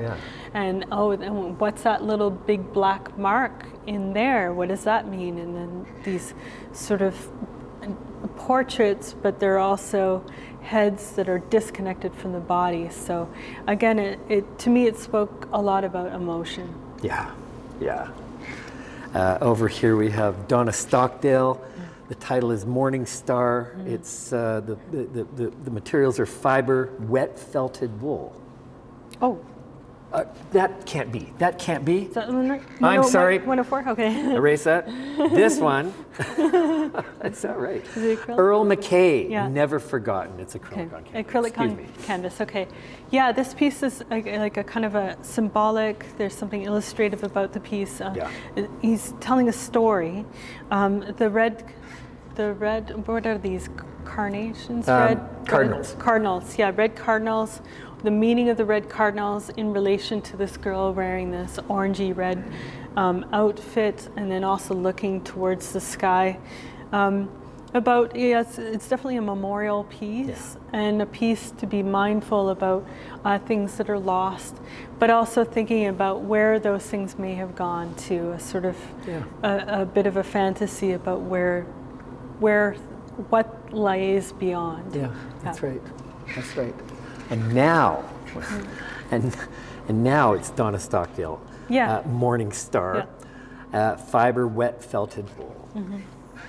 Now this piece is you could say it's really simple, but there's a couple really beautiful details where the blue is in here, and that gives us a little bit of a horizon that's quite subtle in here. The thing I like the most about the piece is this lovely star. She stitched it in. And it's just such a simple piece with the black around it. I like the edges of the piece too, as it being this kind of object. But then we can meditate on what the star means. And there's like,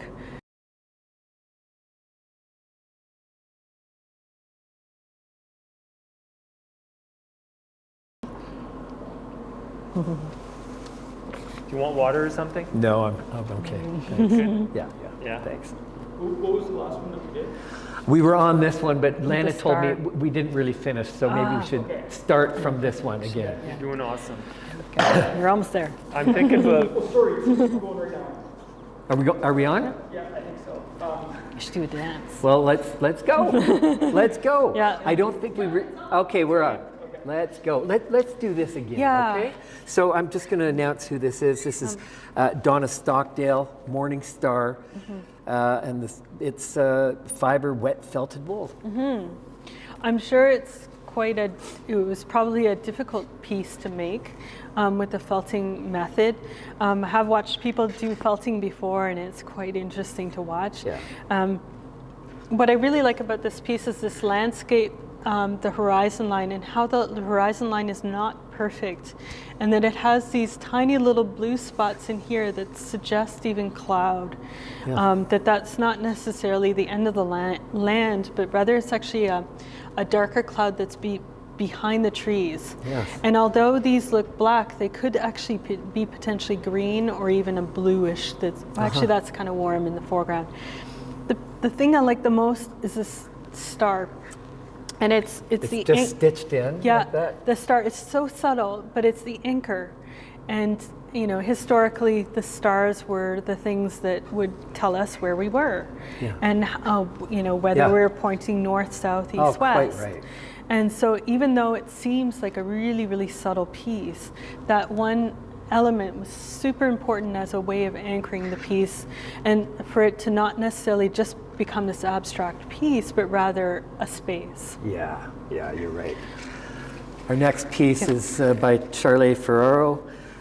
He calls it Bird of Hope. It's ceramic. We're going to be getting a show of Charlie's Really? here. Yeah. Really? So watch out for him. Yeah. So, There's lots think? thought about in this piece, and he sounds like a pretty creative person, especially with the kinds of symbolic things that he's including in here. Some of them I don't have an answer to, and I find that kind of interesting. It keeps me for a long time because I don't really know what these heads mean, unless they're kind of like these chess pieces. But the thing that I find most interesting is this blue body that's behind this cage. And I think because the body is blue, I think of the Hindu god. I forgot the name of the Hindu god. We're both blanking out. We're both blanking out. But there's a Hindu god that's blue. And so I start to think about religion in the piece. Whether it's about that or not, it just seems to make me think about that. But also, the figure's caged too, but could potentially get out. So there's something about being caged in, caught within something, like a bird in a cage, and maybe that's why the bird is up here. Oh, yes. And yet it could also be about containing a kind of spirituality or religion of some sort. And then this is quite the decorative detail, carving in almost like an etching, an embossed sort of etching. Yeah. And then also being very thoughtful about the surface at the back, that's not just one color, but there's like almost like a copper green color back there to suggest aging. Right. Yeah. Yeah, you're right about that figure, and it could be, you think of a figure behind the cage like that as being quite horrific, but there's somehow it's not. And maybe you're right that the bird is a way out or something, or it looks like, he's not completely caged out. It's a very interesting and rich piece. The pot here is by Thomas Gertz. It's raku. That's what it is. And this was placed here in some ways as a way of suggesting giving offering to this piece. So they were juxtaposed together for that reason, but they also, in terms of color palette, they also feel like they work within the same space. It's such a visceral pot. It's so gorgeous. Yeah. The surface of it feels like there's clay there, but it also has that copper effect to it too. It almost has that metallic kind of painted surface, or it's been fired that way. I'm not entirely certain. Beautiful, heavy, solid piece. Oh yeah. Yeah. Very solid. And this next very symbolic painting is by Kim Morell, and the title is What If? It's acrylic on canvas. And this piece was really interesting. I'm not allowed to look at the backs of the pieces to see who painted or made the things on the canvases, but I did look at the back of it because I peeked sometimes. I told you not to. I wasn't supposed to, but I did sometimes. And on the back of the piece, there's writing about how what if it were the case that the trees and the flowers were actually in the sky, and if there wasn't gravity, and all these sort of things. Right.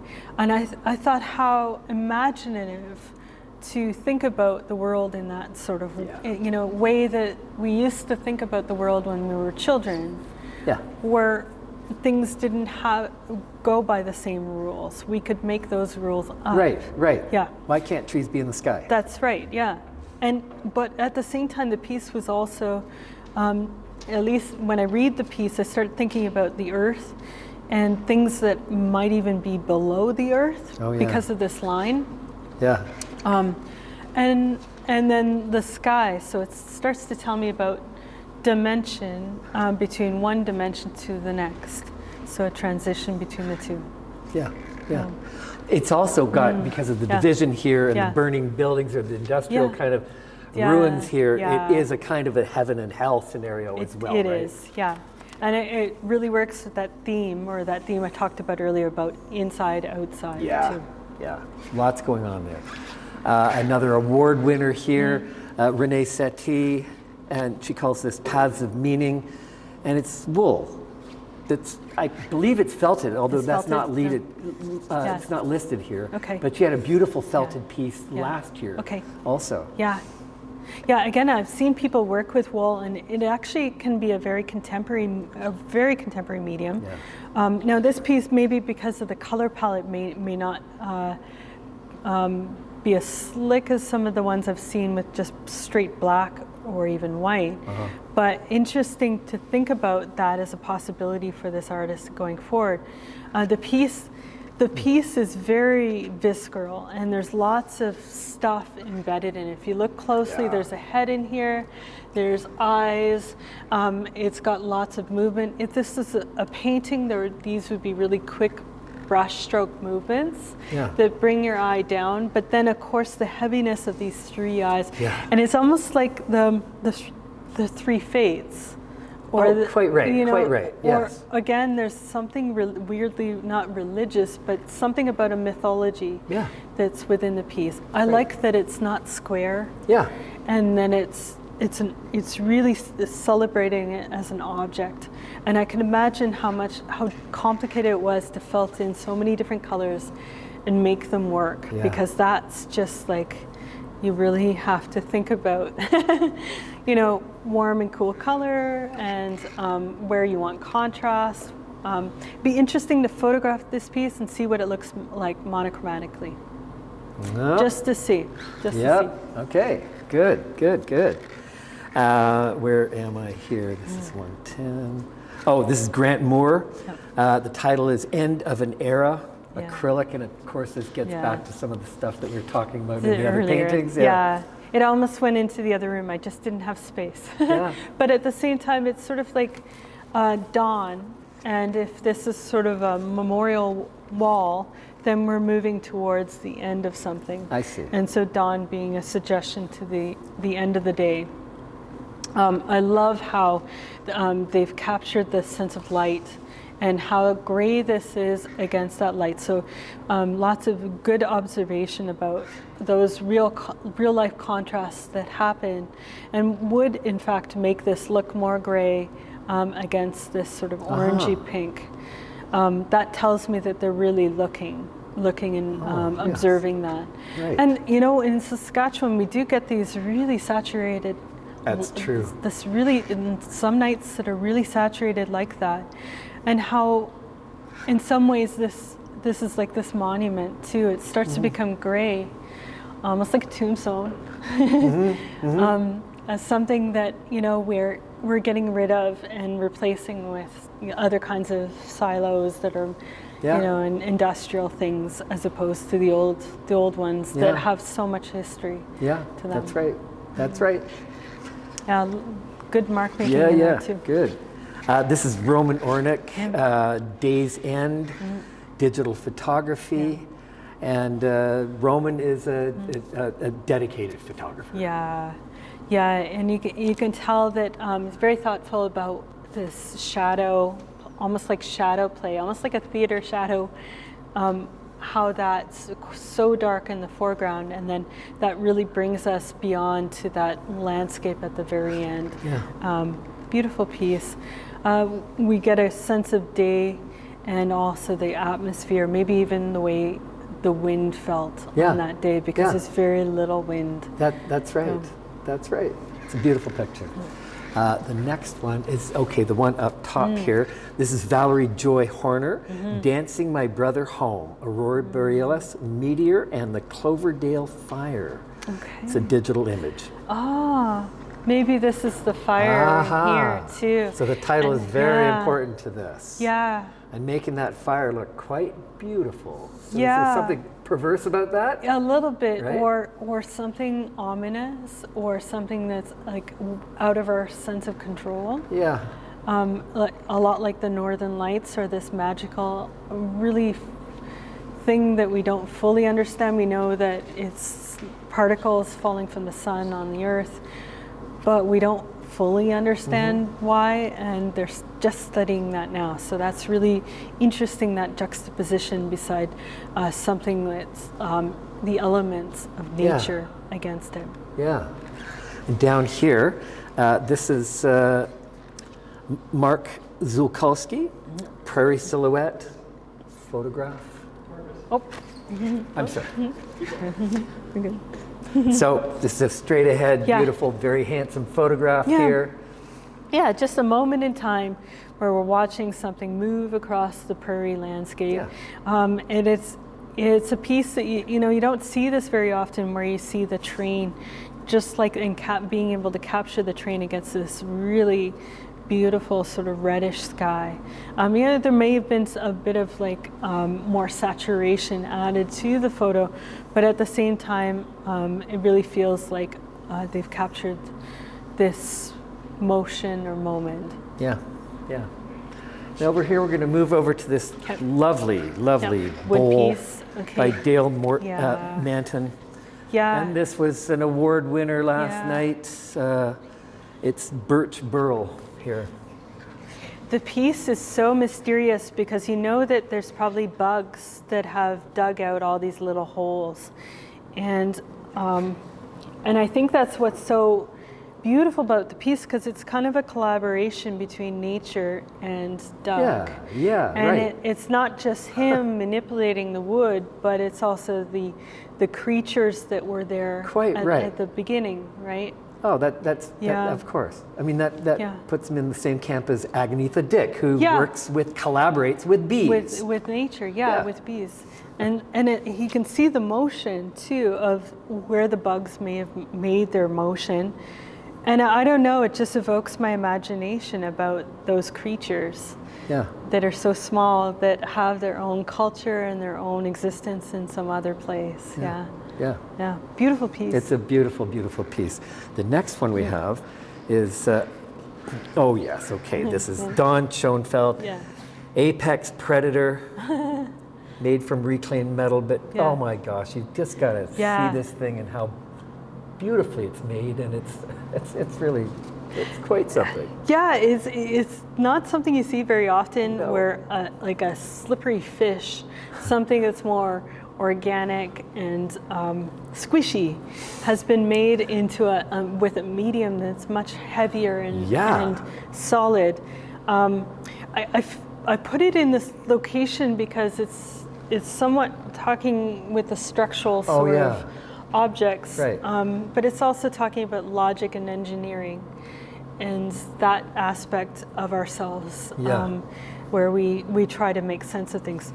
But it's actually a very, very heavy piece, lots of delicate work with reappropriated objects. I just want to point those out again for hopefully people can come to the exhibition to see it in person, but there's knives in here, there's spatulas, there's all kinds of household things that you normally not find in a sculpture, and yet it's really integrated into the piece. It's a fascinating Yeah. piece, and Don had a great piece like that Yeah. in the last Winter Okay. Festival show. There's a great big owl, Oh my God. just as beautifully Okay. made. It's beautiful craftsmanship, Yeah. actually. Yeah. Right? Okay. We have this gorgeous bust here by Michaela Turnbull. The title is "She Flew Too Close to the Sun, but She Will Rise Again." It's interesting, I keep calling her Athena, but she's actually suggesting the myth of Icarus. And Icarus normally was male in mythology that flew close to the sun because Daedalus had made these wings for him and said, go and fly off, but don't fly too close to the sun. And instead, did he listen? He didn't listen, because as young sons do, they don't always listen, and then he plummeted towards the ocean. So it's interesting because, it's a female figure at the same time, and some small details I would just want to point out here are pennies. So there's metal in this piece, but there's also pennies, which suggest money or the illusion of money. And things like that. So I'm curious about that title and thinking about Icarus and how that relates to monetary things and a kind of delusion of doing something wrong and having it plummet to the earth. Yeah. It's a gorgeous piece. Gorgeous piece. Yep. We'll go over to this piece now. If we can just ask for some space here. Okay. Thank you. This is Shane Junip. And the title is Bird Form on Wood Base. It's carved local stone and a found wood base. Oh, that's so interesting that it's local stone because it looks like marble, right? It's just, and I don't know if we have marble in like our landscape, but now I know that we can find this beautiful kind of stone, and it makes me curious about the carving and the kind of craftsmanship to keep it and to get it so smooth. Now I know I've met Shane, and I understand that this is symbolic of a bird, but to me the piece actually looks like a helmet. I have same exactly the same reading. Yes. And so I guess when kind I was of a Darth Vader kind of helmet. a little bit, but I was also thinking about the helmet of Athena. Oh, okay. So mythologically. Yeah. So whether Shane knows or not, some of us are reading it almost like a myth piece. So which might be interesting to him. It's of course this heavy thing sitting on another heavy thing, but a piece of wood that's been really crafted nicely with rounded edges. So it's not too sharp, but suggesting the same kind of rounded edges of this helmet bird. He says it's a found wood base, but I mean, obviously it's been worked and sanded loved, down. and it's a gorgeous hunk of wood. And stained too. Yeah, gorgeous. It's really very beautiful. Yeah. Okay, we'll go over to Adrian Golbin's piece here. And Adrian titles this The Mud Brick Relic. And the materials are wood, mud brick mixture, lilac twigs, calcium carbonate, painting. Yeah, it's a beautiful piece. It won one of the awards. Yes. It is the Pottery Award, or what was it called? Yes. Yep, Pottery Award. I felt that this was such a strong piece, not just because the materials are really unconventional and that he's combining, but it's also suggesting architecture, solid architecture versus architecture that is more ancient or old, or a suggestion of old building methods. Even in some countries, they build this kind of scaffolding, like India, around buildings and things like that, that just suggests to me that this is a more traditional way of building things, and then this is being a more solid thing. So the juxtaposition is quite interesting. It also suggests wind to me. It has motion. Oh, that's a really interesting and strong comment. Doesn't it kind of like absolutely blows does. with the wind? It absolutely does. Yeah. Quite right. And I like how when you walk around the piece, you start to see how it relates to other pieces within the exhibition as well. And I like this white, this kind of, because that also suggests to me, just from traveling into other places, that kind of way in which you put white over a lot of buildings as a way of keeping them cool. Yeah. So again, it suggests a kind of place too. Yes. Yeah. Very good. And this will be the last piece, the 119th piece in the Winter Festival show. And this one it's fantastic, right? Yeah. This is Martha Sood. It's called Edgar, and it's bronze And this is just so beautifully detailed and well proportioned, and my gosh. I can imagine how much work went into making the mold for this bronze, and probably a lot of strategies, building clay sculpture to begin with, possibly making the mold from there, and then getting the bronze done on top of that. So a lot of artistry, a lot of thoughtfulness put into the details and the heaviness of it too, and how, or I say it's heavy, but it actually has a lightness to it, which is interesting, how the feathers just sort of move up this way, even though the piece is incredibly heavy too. Yeah. Allyson, I want to thank you so much. That was like a Herculean task, and you did it. It was just so great. I just want to thank all our viewers here, and I want to thank our patrons and funders, Diane and Roger Mann, of course, the City of Prince Albert, Sask Arts, Canada Council for the Arts, Saskatchewan Lotteries and SaskCulture, the Community Initiatives Fund, Department of Canadian Heritage. Thank you all. Come by and see the show. Yeah. Allyson, Yeah. thank you.